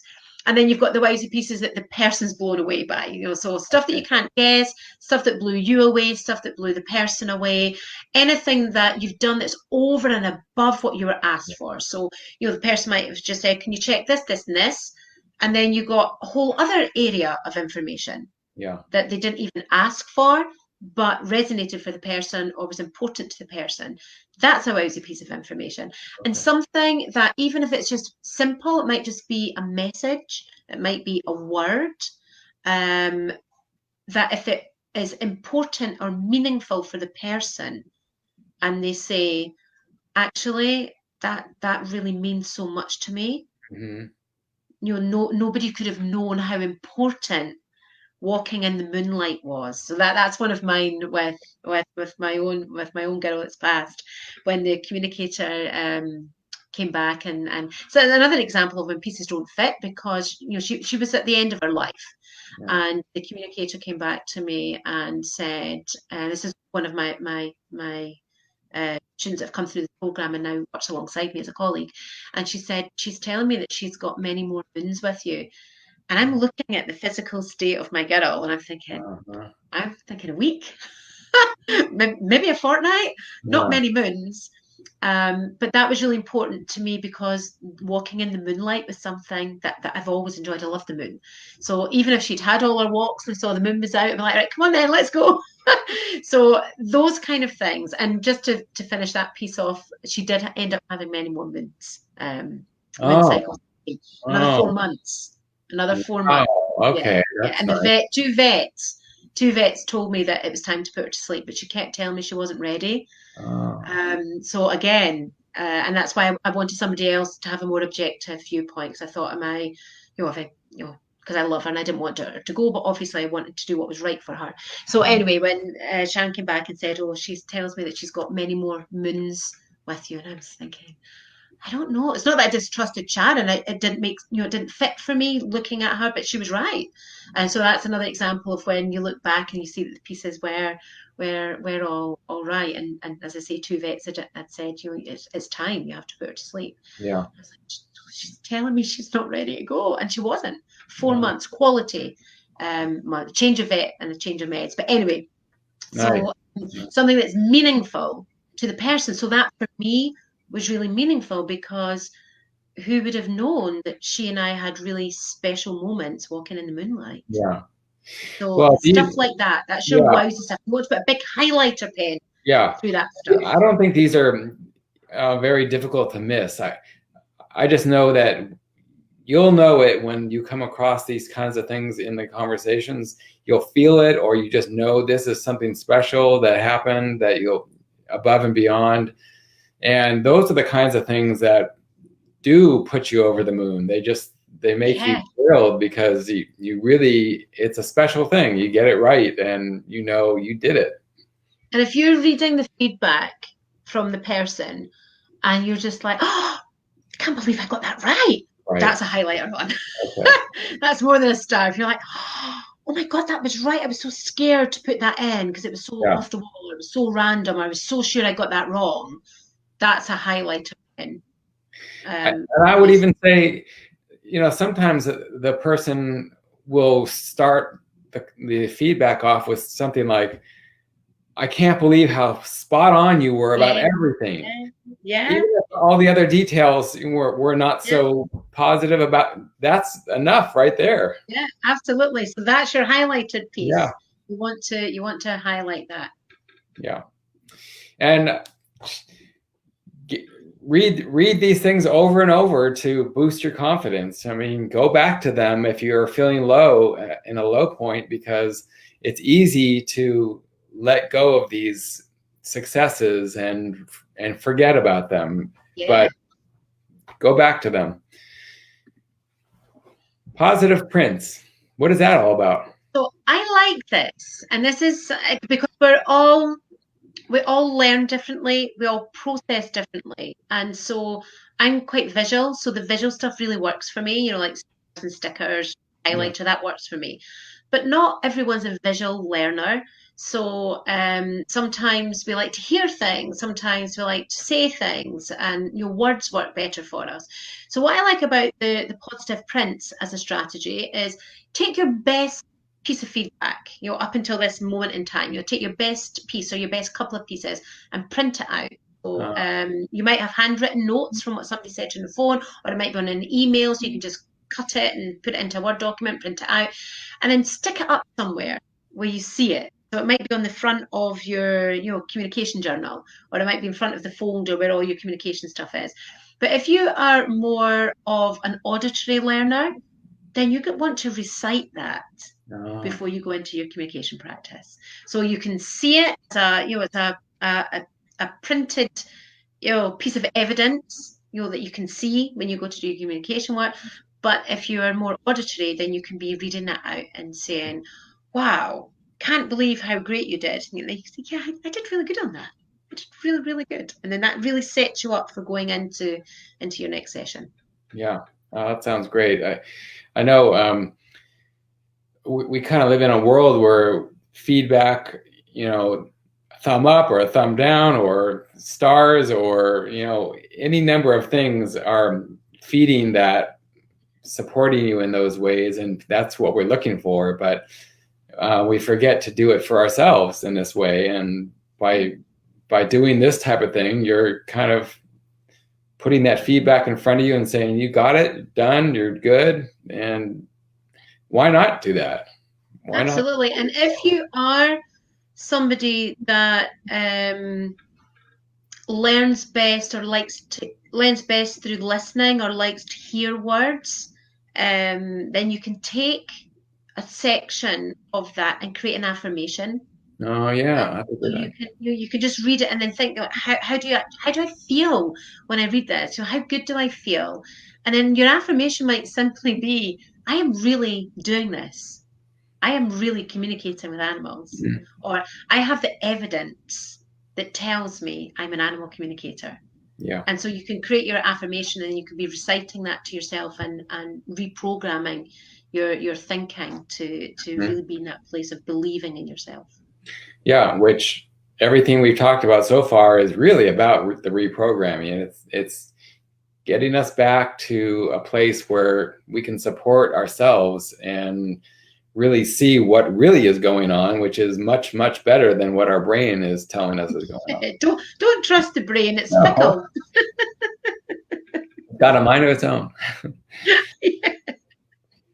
This okay, so if you're just tuning in now, what we're doing is we're talking about ways that you can rebuild your confidence if you've been through the ringer with your brain and your ego kind of sending you off track and telling you you're not good enough, you're not getting this right. And there's many ways that we do that. We all do it.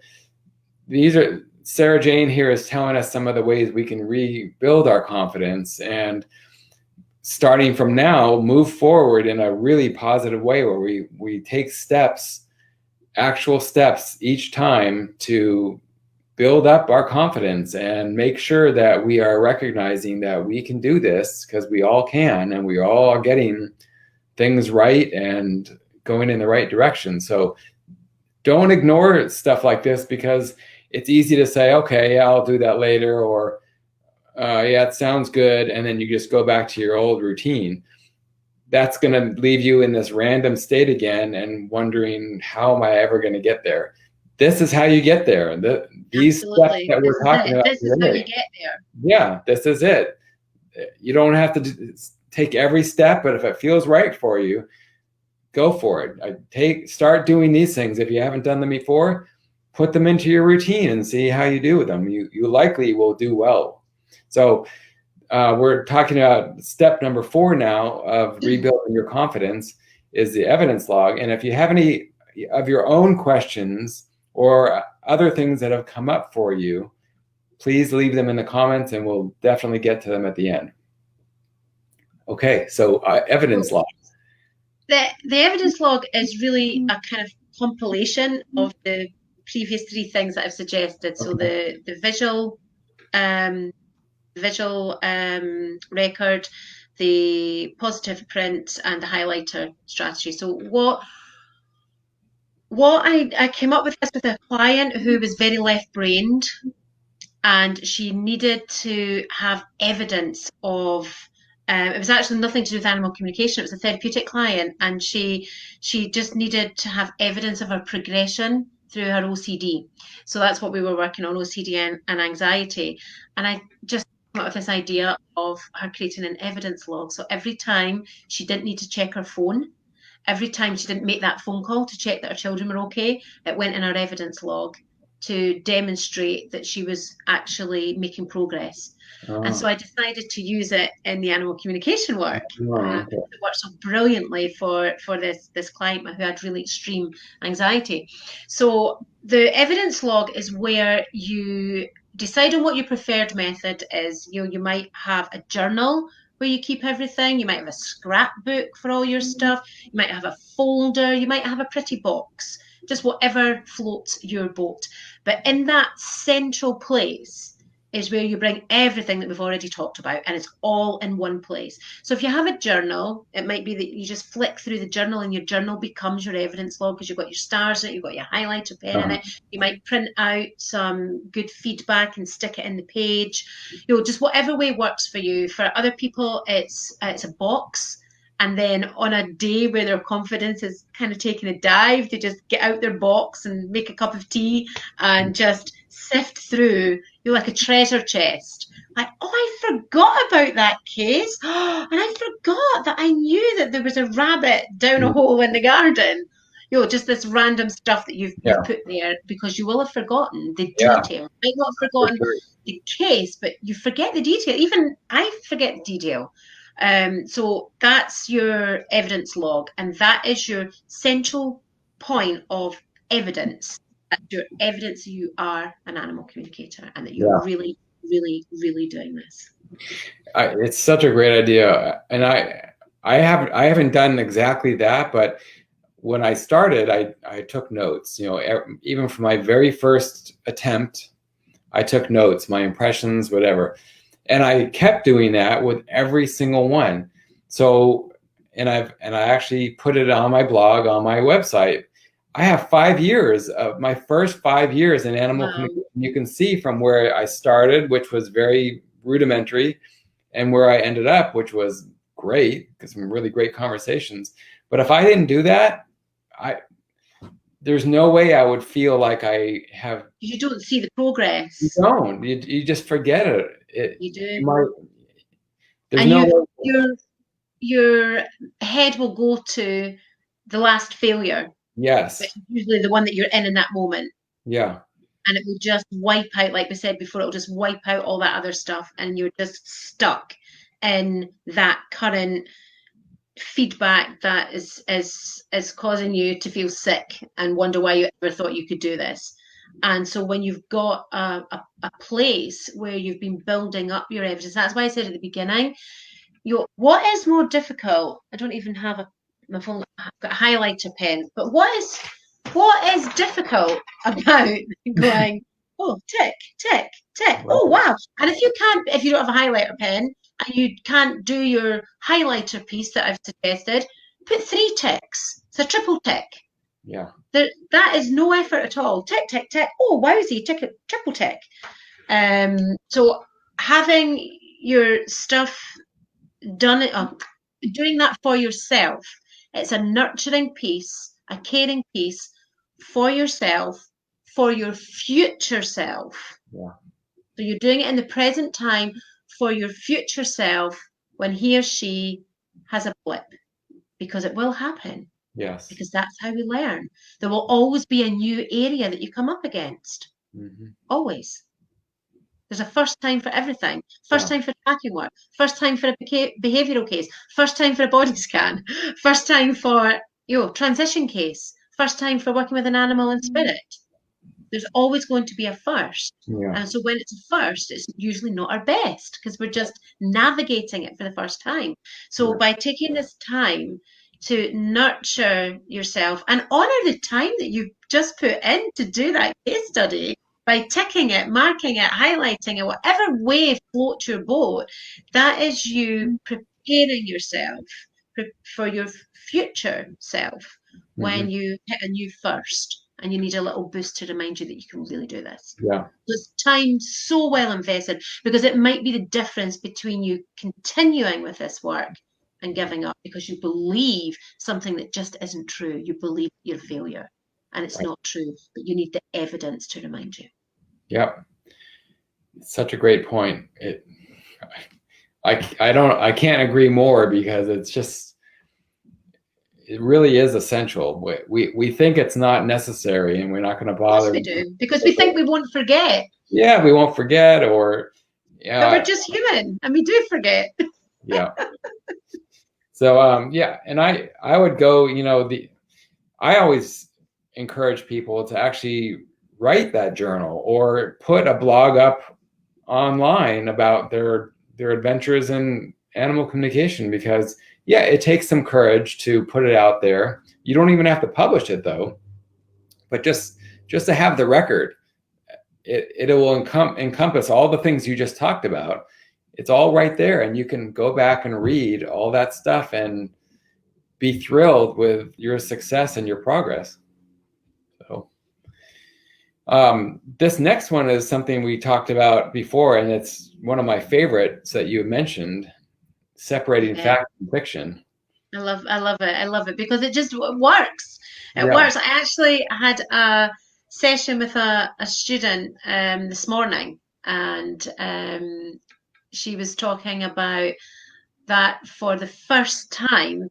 I did a separate fact from fiction piece with her around her horse, around a case study with a horse, where the horse had said that she didn't like having her feet shod. And the feedback was, she's fine. She's absolutely fine when she gets her feet done. But as I said to my student, well, she might stand there fine, but it doesn't mean that she enjoys it. It Right. just means that she doesn't make a fuss. So let's separate out, because she thought she got it wrong. Says, let's separate out the fact from fiction. Hmm. Fact, the horse told you that she didn't like having her feet done. Fact, the feedback is that she stands well to have her feet done. But nowhere in there did the women say she loves having her feet done and she Right. neighs in pleasure, and so again it's a separating fact from fiction. And the feedback from that student now is that she's able to view any comments like that so much more objectively, and so her confidence doesn't take that dive that it used to before. Hmm. We've all felt it, that gut Yeah. wrenching kind of like, oh, I'm so rubbish. And her head just doesn't go there now, because it's like, right, let's look at what's actually Yeah. fact here and what's fiction. And the story with the cat and the fish. Yeah. These are all examples. And I've used this example recently in my Facebook group. If I've used it here in the last webinar, sorry for it if I'm repeating myself. I'm forgetting where I said it. I think it was in my own group. But it's like going to the dentist. We all know people that don't enjoy going to the dentist, but most of us can get to a place of being able to sit, open our mouth, and just sigh a big sigh of relief when it's done and we walk out the door. Right. But that doesn't mean that you enjoy going to the dentist. Right. It That's just true. means that you haven't kicked and screamed and bit the dentist's arm and you haven't made a fuss. So do you see that Yeah. difference Yeah. between, fact, that person doesn't like going to the dentist. Fact, that person can just grit their teeth. Well, not quite grit their teeth, but they can open their mouth and get through the process, but they have not enjoyed it. Yeah. But anybody watching wouldn't necessarily deduce that that person is a dentist. Yeah. So yeah, look at the feedback you're getting very carefully, Yeah. and read or listen to the actual things that they're saying. Don't assume anything, because that's going to lead you in the wrong direction. And if you're Absolutely. unsure about an area, get more feedback about it. And you can go back to the person. You're Yeah. doing this work for free. Right. So the least they can do is answer some questions that you have that will help you in your learning. Yeah. That's the agreement. You're doing the communication work and they're giving you feedback to help you progress in your learning. So don't be scared to go back to them and say, look, I've been thinking about this and I'm wondering if it could maybe be this instead. Mhm. How does that feel for you? Does that resonate? And just see what comes back. Yeah. What's the worst that can happen? They come back and they say, no, I don't really get it from that angle either. So either it was just a duff piece of information that you got, because that does sometimes happen, or it might be that person just can't think outside the box. Right. Right. Because you could still say to yourself, well, they didn't think so, but I still think so. Yeah, if You you know what I felt that heard? really strongly Mhm. and everything else in your communication with that animal is, accurate, good, a good ratio of accurate information, then why should that piece not be accurate? It just means that the person hasn't got all the facts. It's like one of the things that we covered earlier. The horse stands and gets her feet done, but she doesn't actually enjoy it. Right. The person doesn't know that because the horse doesn't kick out, doesn't make a fuss. Yeah. Doesn't mean you're wrong. Doesn't mean you're a failure. Right. The last one we have for confidence building is another one we kind of talked about already as well, is asking the right questions. Yeah. Because if you ask the wrong questions, you're not going to get the answer maybe that you're hoping for. Yeah. I would say, again, it's not the wrong questions. It's just that there are better questions than there They're are. better ones. Yeah. There's poor questions and there's good quality Yeah. questions. And if you're working with poor questions, it's fair to say that you're going to get a poorer outcome than if you're working with good quality questions. Then you're going to get a better quality Yeah. outcome. consultation. So just to recap on what I'd said earlier, that's those open questions, questions that are not going to give you a yes or a no, because that shuts that part of the conversation down. So you want to use open questions: who, where, why, what, when, and how. They're your open questions, and that'll allow you to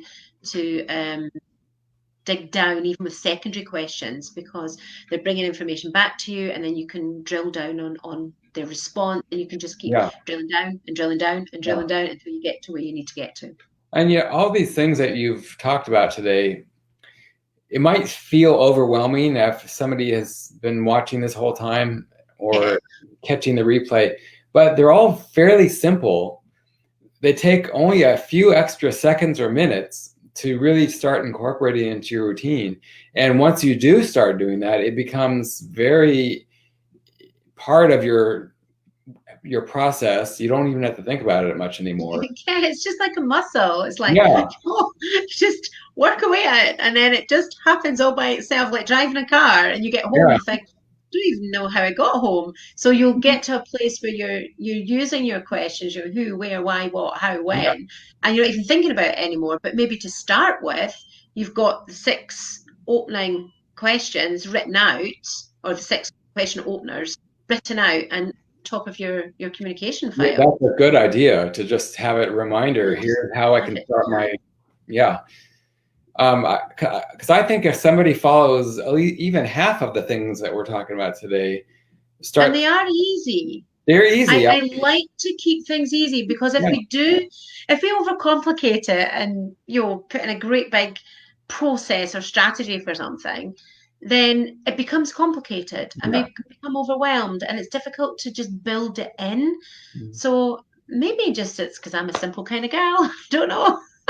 But I just like to keep things really simple. It does not need to be complicated. Yeah, I agree. And everything here is simple. Yeah. But so effective. So effective. I really think if anyone just tries some of these things, starts putting them into play, they're going to see a huge, huge difference. And it may not be what they think. People think that seeing a huge difference in animal communication is, oh, I'm finally getting everything right.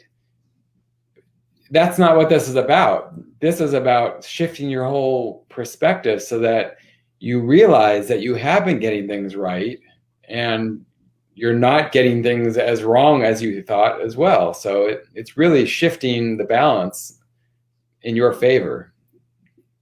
Absolutely. Absolutely. Because if you can approach your communication consultations with that mindset and from that perspective, you're setting yourself up for success before you've even started. Yeah.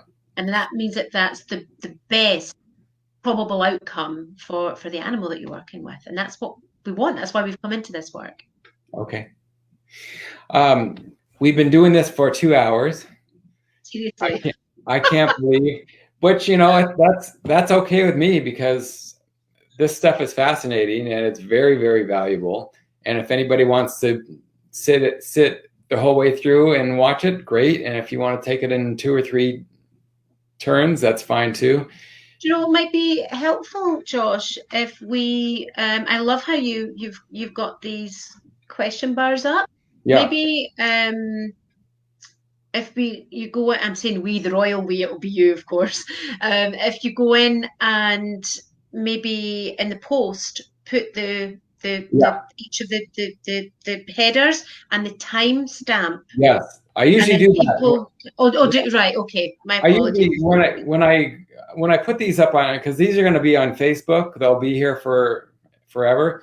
But I usually then put them on the YouTube channel as well, because then it allows me to do exactly what you're talking about, which is tell people exactly where things are, and it makes it much easier than to have to sit through. Because we know that this is really valuable content, but for somebody that's busy and thinks, 2 hours, I don't have time to watch that. If the timestamps there, it might help them get to the pieces that they need most just now to get their confidence back. Do you feel like you want to do an exercise right now, or do you want to take questions first? I don't mind. I wanted to speak, so I'm topping up my water as we're speaking here. I'd wanted to. Oh no, you carry on. You carry on. Well, I I had just want to let them know they can post. I don't know if there are any questions yet. right. Okay. So we can do questions if anybody's got questions, and the floor's open, so just fire in whatever you want to ask. Yeah, you talk if you have anything to say, and I'll look for questions and put them So on. I think the biggest kind of takeaway piece, do you want me to talk about? Would it be helpful for me to talk about what I think is something really Sure. valuable that Yeah, they yeah. can take away from this? And it's all to do with the feedback, because this whole class tonight is around, like, what just happened with that case study? Like, and I'm feeling like down here. Right. So this is the most valuable information that I can give you around the case studies. We've looked at reasons why things can appear to be wrong. We've looked at how you can pick yourself up and build your confidence. But ultimately, this sense of failure or success starts when you read the feedback. So that's where I want to take you right now, to that point where you open up the feedback. Because what happens is when you read the feedback, you place meaning on the words that the person has written. And depending on the meaning that you've placed on those words will depend on whether you feel good about it or not so good about it. Mm-hmm. So I'm going to repeat that because it's really, really important. When you get the feedback, it's you, the animal communicator, that will be reading that feedback. And it's you, the animal communicator, that will place meaning and value on the words that the guardian has written. And depending on what meaning and value you give those words will depend on whether you decide that that was a positive experience or a negative experience. So it comes back to this piece about it being about you and your mindset and Right. where your mind is. So the more that you can take on board some of the earlier comments, especially around the fact and fiction, we're separating fact from fiction, we're separating data from drama, and we're separating out success from the stories that are head plays. Mm-hmm. And the more that you can do that, the more you are less likely to place negative meaning on the words that are written, or go to that default position of, oh, I got it wrong, I'm rubbish, I'm a failure. The more that you can separate out that fact from fiction and put less meaning on the written word or the feedback, whether it's written or spoken, then the more likely you are to really learn from a feedback experience with a case study and grow from that and stay on the track to become an animal communicator. Yeah, that's great. Yeah. It's about conquering this confidence issue and trust issue with ourselves. It's not about anybody else, really. It's us. Yeah. We tell ourselves, unless a person has written on the feedback, oh my God, you're rubbish, I don't think you should ever do this, Mark. That's never happened as far as I'm aware. So unless somebody's written that on your feedback, everything that you tell yourself about your rubbishness is in your head. Yeah. It's your story that you're telling yourself. Yeah. So everything that we shared this evening, everything that I've talked around, they're all strategies for helping you to believe in yourself and to trust yourself and to actually have a process that shows you the evidence that you're really doing this. Mm-hmm. It's fabulous stuff, really. If everybody could just go through these steps and integrate as many as you can, they're very easy, very quick. I really think they will have some great results. It's not even about is it my style to do that, or it doesn't resonate with me.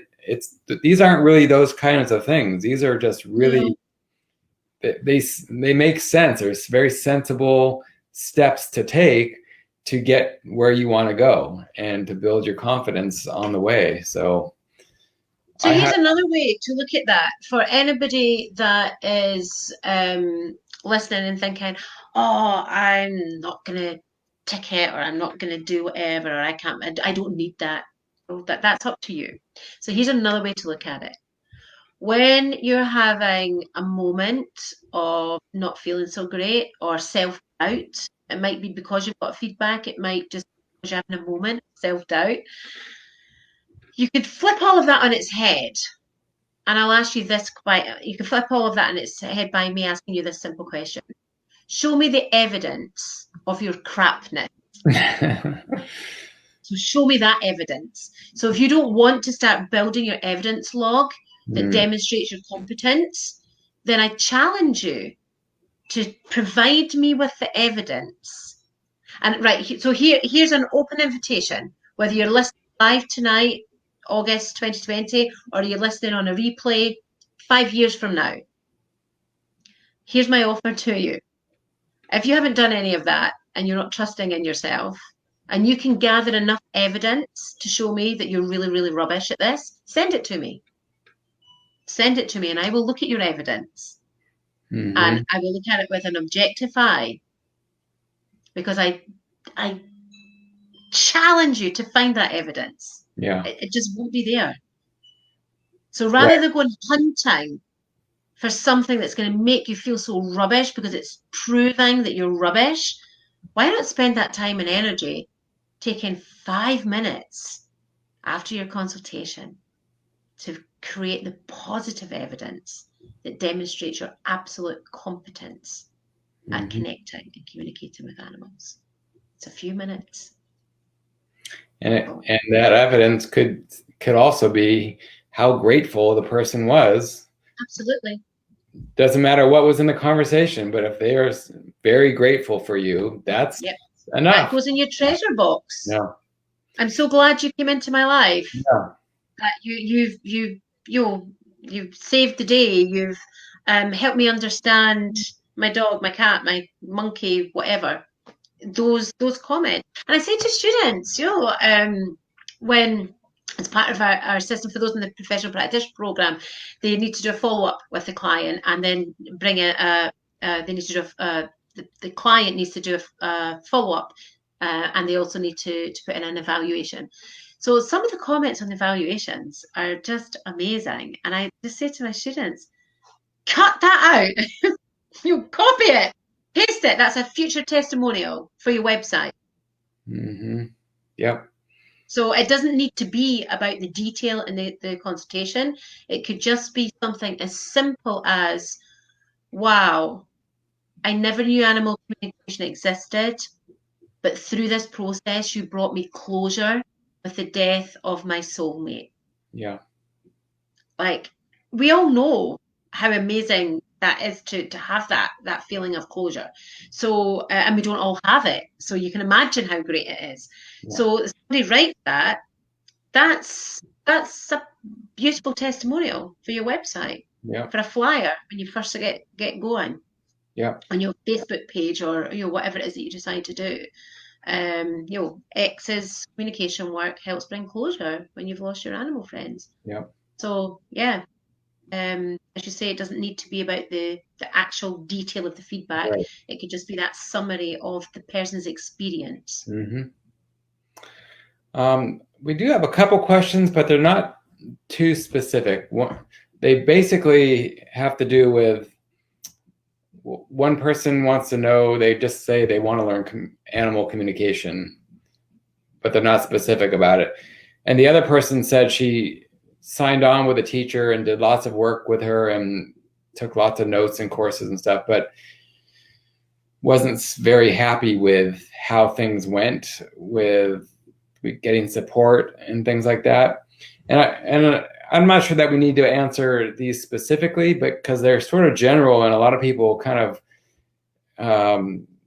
struggle with this, is, when they're ready to find a teacher, because they may have tried it on their own, or they read some books or watched some videos, and you can get far from those, but you can get you can get faster results with the right teacher, because Absolutely. they'll guide you much quicker, and they'll be your another pair of eyes on what you're doing, and will be able to really hone in on your strengths and just plan out a path for you that really is much quicker.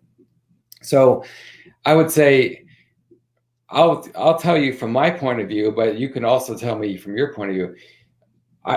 If you have already read the books that are out there, or there's a lot of them, and watched some videos, Speak Good Human is a place where it may not be ideal for the absolute beginner, because we're focused more on practicing rather than the learning. There's a lot of stuff to learn, though, for sure.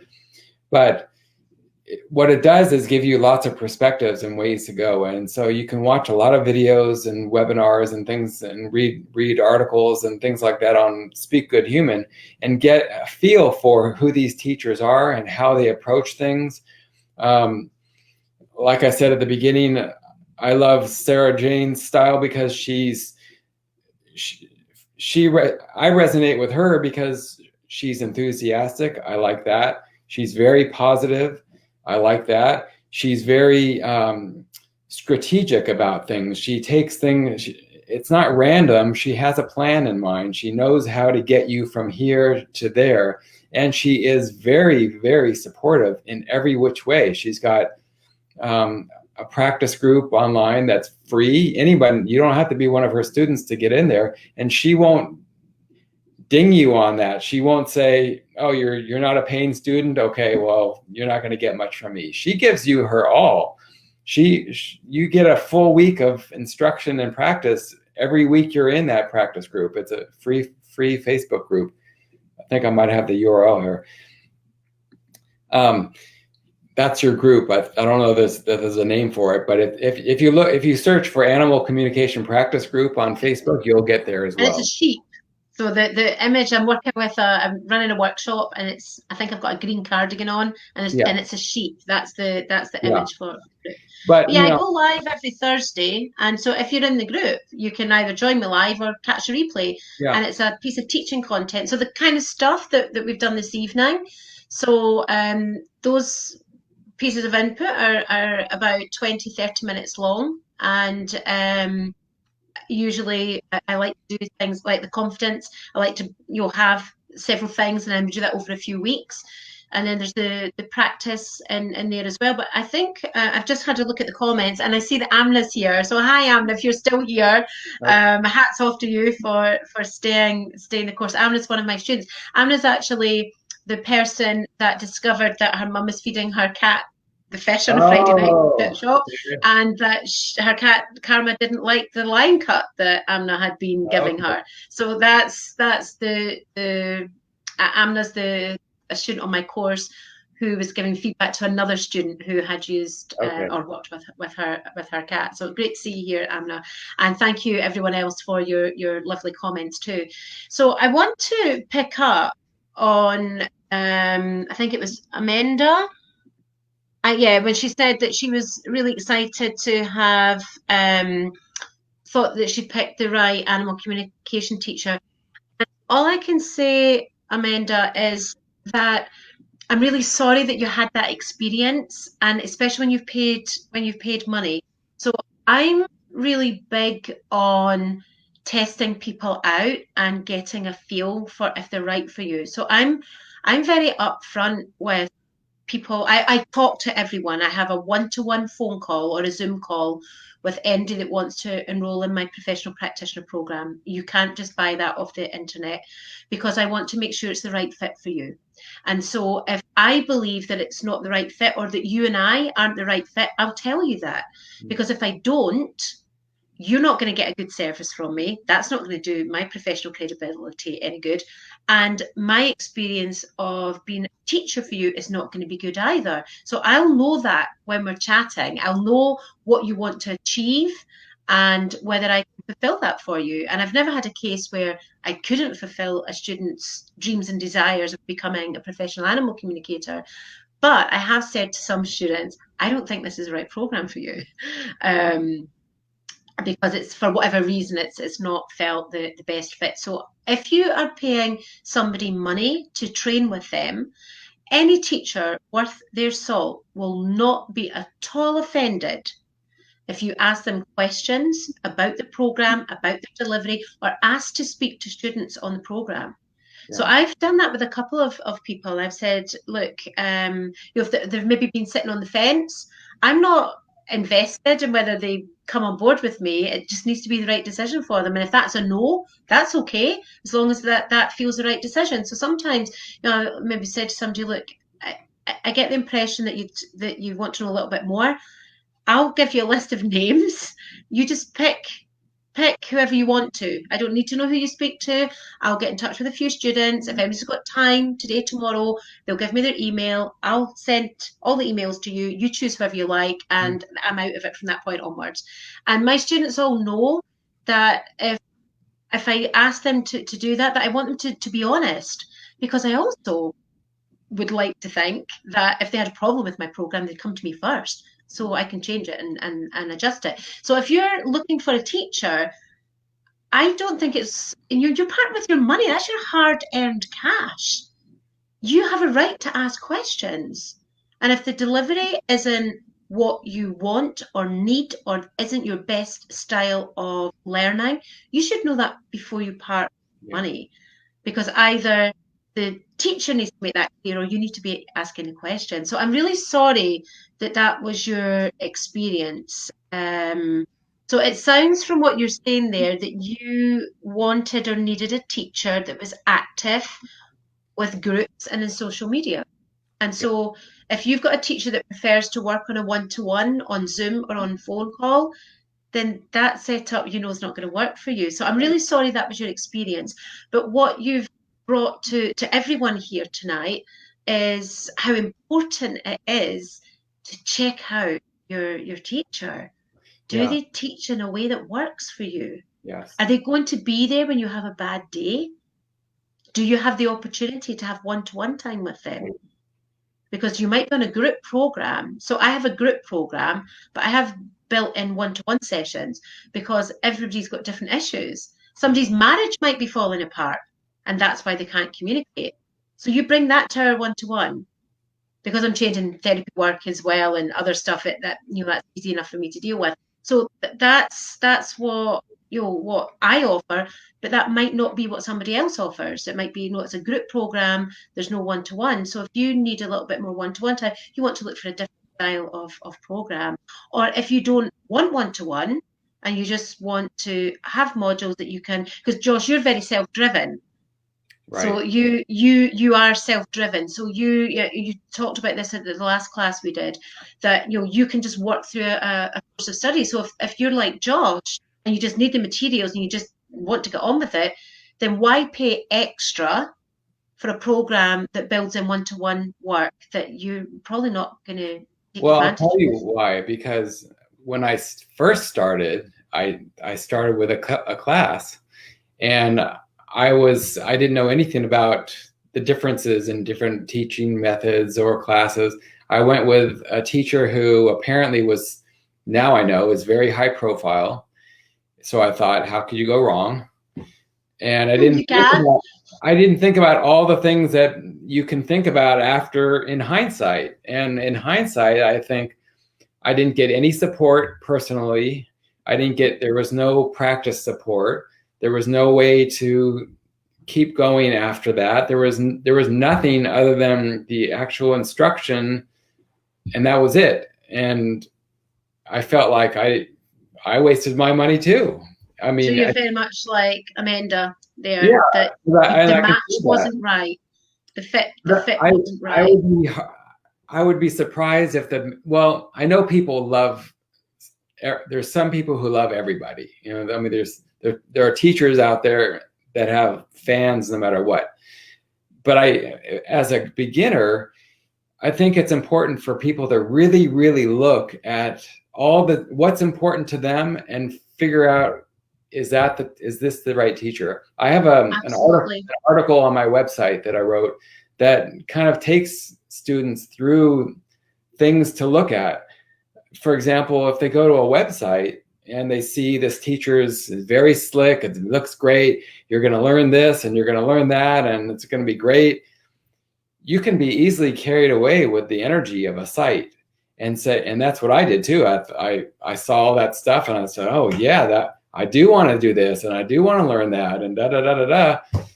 And I didn't end up doing that, but I got carried away with the energy of the site. And if I had seen videos with this person teaching, or if I had been in on her practice groups, if she had any, like you have, if I was able to speak to any of their students, any of these things would give me clues as to what kind of teaching methods they are, what kind of person they are. Do they care about making sure? Do you resonate with them? Yeah, any of that That's stuff. the thing, because you can tell that watching.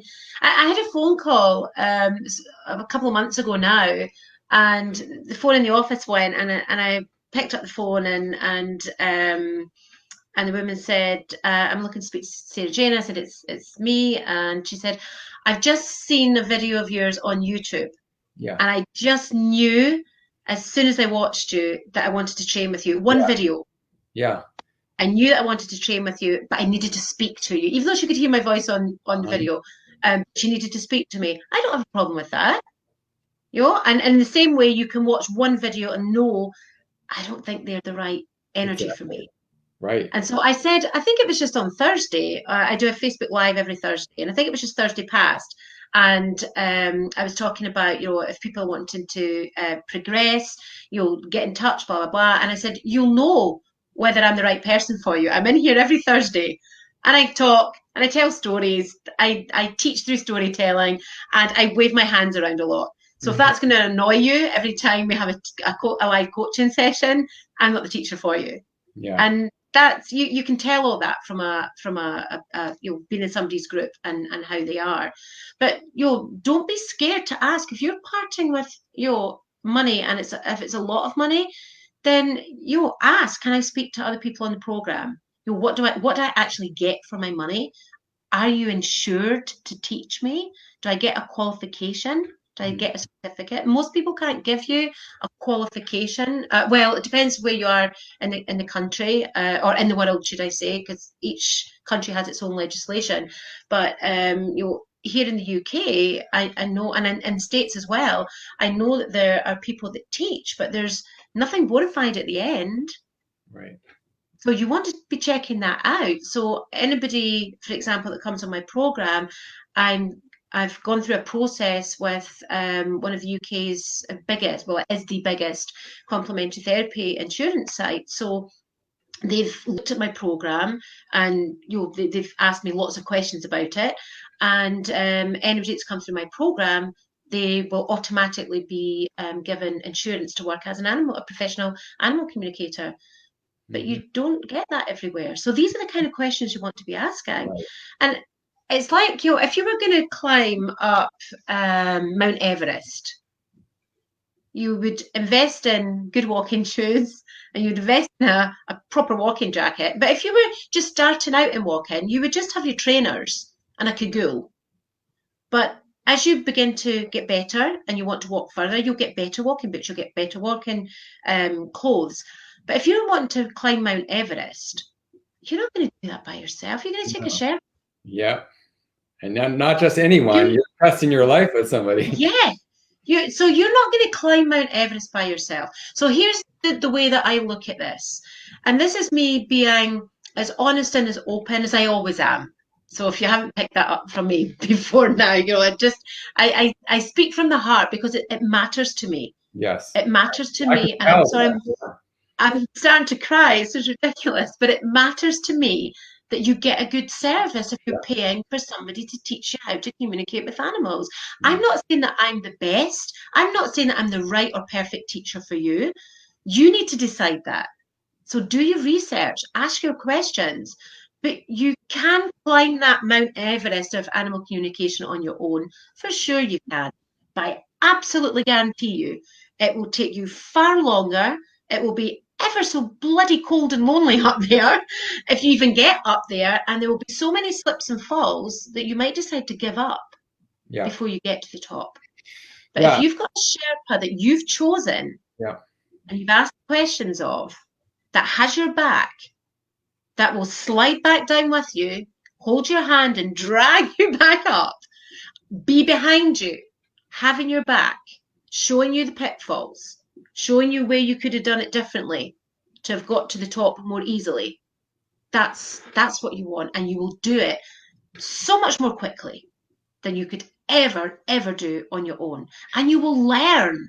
There's only so much you can learn from books, because there's only so much we can write in books. Right. And I know that because I've written a book. There's only so much you can put in 2 books, 3 books. Yeah. And all the things that you're suggesting to ask, if you're not getting answers back, don't sign up. If they're saying that I'm not answering that, or how dare you ask me that, or no, you don't want to walk away. Not the right one, right? That's why you're asking the questions. Right. So if you're getting that kind of response, like, why are you asking me that? Because I'm about to pay you a lot of money and I want to know what I'm going to get for that money.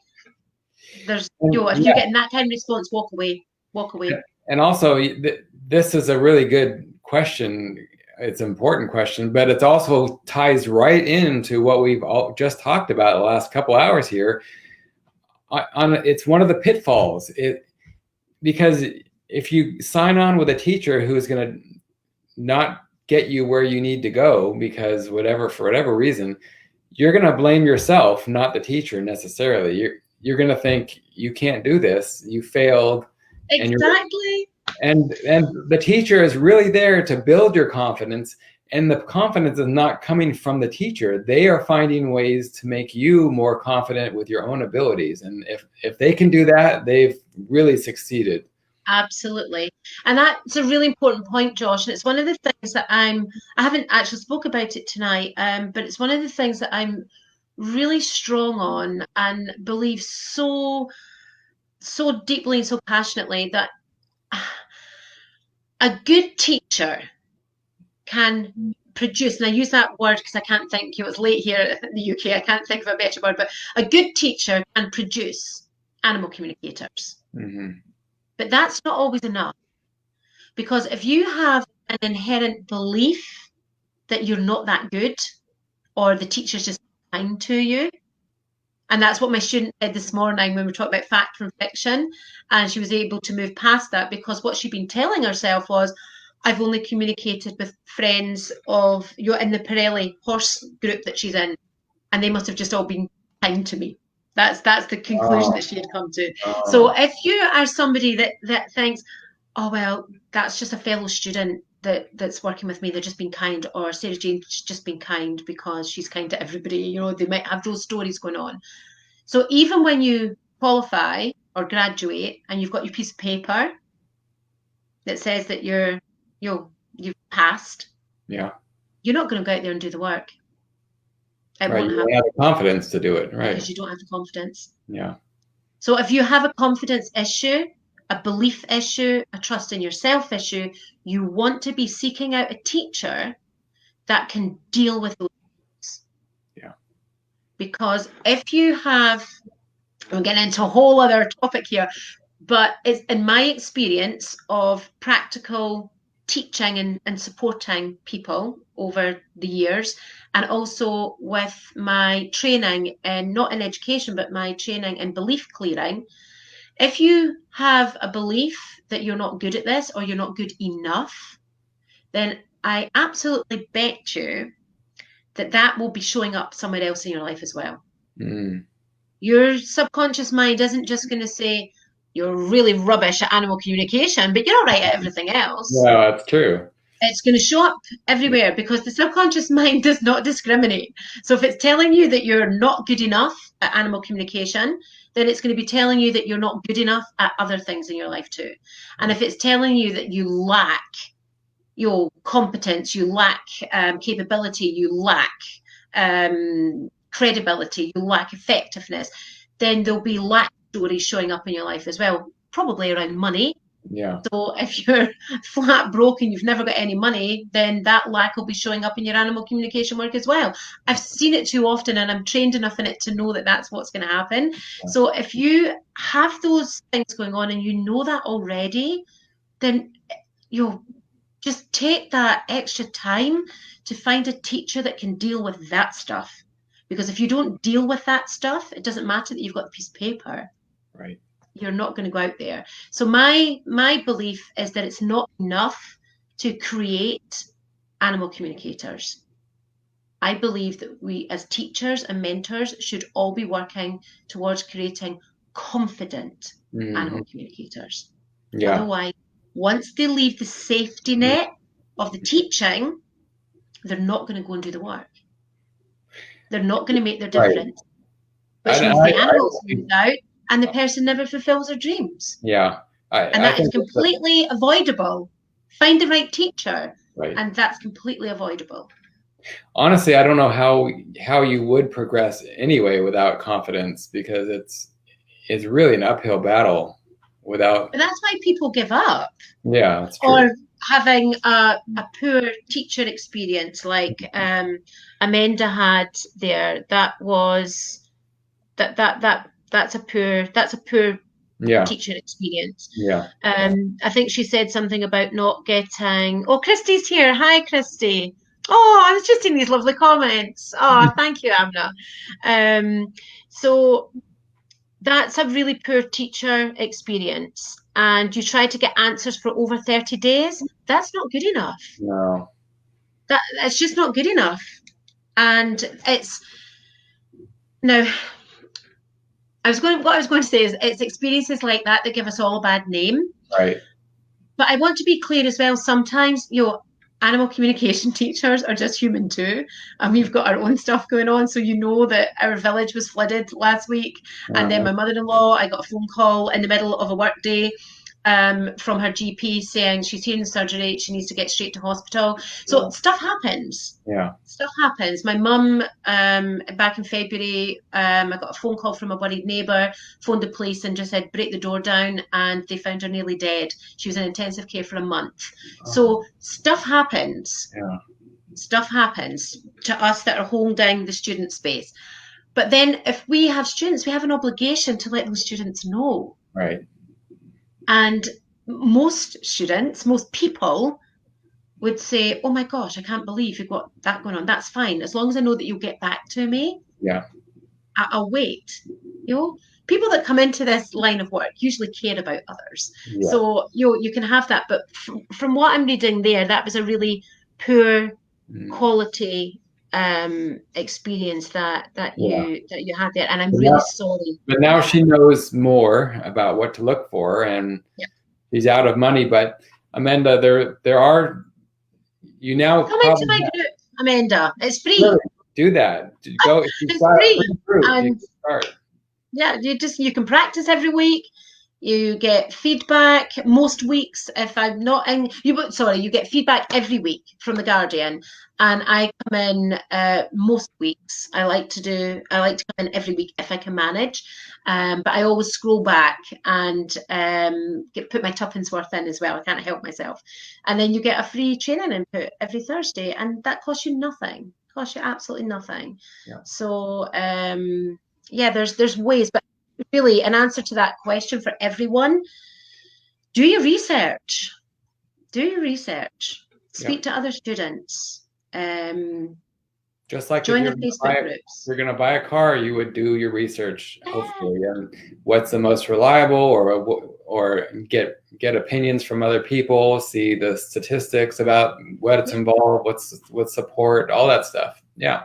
And I like what you said about the websites, because you could go to a flashy car showroom and still be sold a dodgy motor. Yes.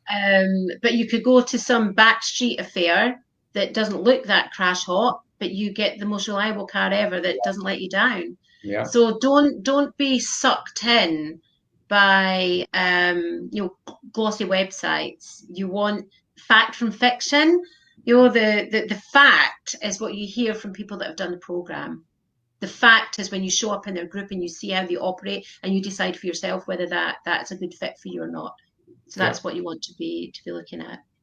Yep. Yeah. And just start asking people everywhere you go that you. Sorry, she says she's already in the group. Oh, that's great. Well, I think that's what she's referring to. Brilliant. Yeah. Great.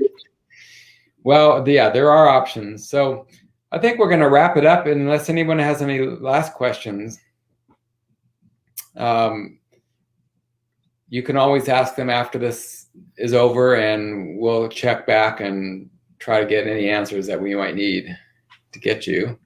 But thank you so much, everybody, for showing up. And I hope you learned a lot. I think there's a ton of information here that's so good and really will up your game in infinite ways just by doing a few shifts in your process. And Sarah-Jane, thank you so much again for, You're so for being welcome. here. Really, I love your teaching style, and I just think you know how to get people from point A to point B or beyond, and that's worth its weight in gold. And you proved it by just taking us through this whole process today of what we can do to get from that point to the other point. So thank you. Well, I'll tell you a secret.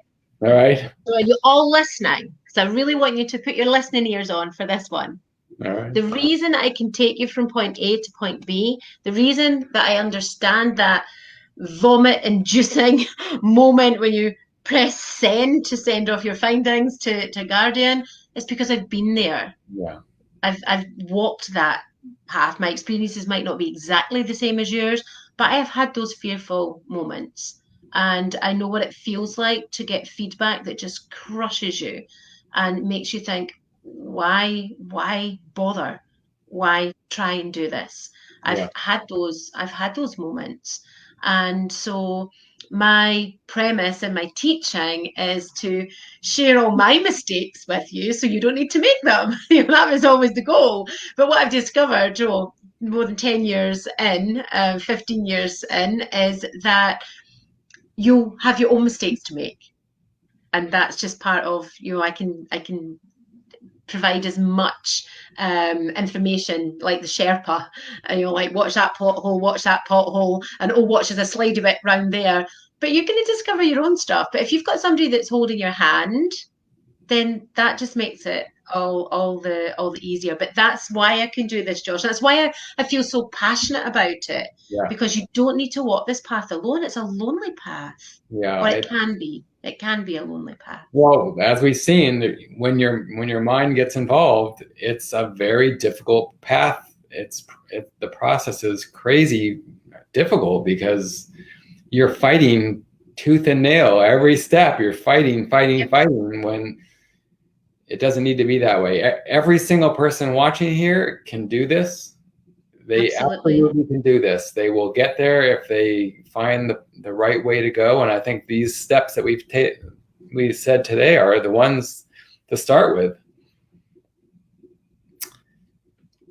And I just saw the last comment. Yeah. Sorry, Angela, I can't see the end for the help button. It just says, Sarah-Jane, you're just so whatever it is, Angela. Thank you. Oh, thank you. Thank you very much. Angela's another student on my professional practitioner program. All right. Great. Well, you got support here, and now I see people love you. So I don't know how much you're paying them, but no, nothing. They get it in ticks and stars on their case studies. Hey, those are worth it. I used a highlighter pen. All right. Microsoft Word has a highlighter function on it. Okay. That's what they get paid in on their case studies. All right. Well, thank you again. Thank you, everybody else, and keep going. You'll get there. So my invitation to you all before we leave is just to take a moment to say to yourself, and I do encourage you to say it out loud, even if there are people around about you in your family home or wherever, just say to yourself, take a nice deep breath and just sink into your heart and just say to yourself, I am an animal communicator. And just let those words, just let them sink in and just feel them through your whole body. Because if you're here and you're showing up, and if you've stayed, how long? Oh my gosh, that's nearly 3 hours. Wow. And I saw, Amna, you were right in at the beginning. So for you guys that have stayed the length, that's nearly 3 hours. then you absolutely rock. So you're here because you want to make your difference. So tell yourself that. Just take that moment to say to yourself, to go into your heart space, I am an animal communicator, and say it out loud, and you'll feel the difference in your body. And that's the feeling that you want to have when you step into your next case study. You can do this. You really can, because you already are. Yep. You may not be the animal communicator you want to be in this moment, but you will be there. This is the first step. Yeah. Okay, everybody. Well, have a good rest of your day and night, and we'll see you online. Okay. Bye. Take care, everyone. Bye.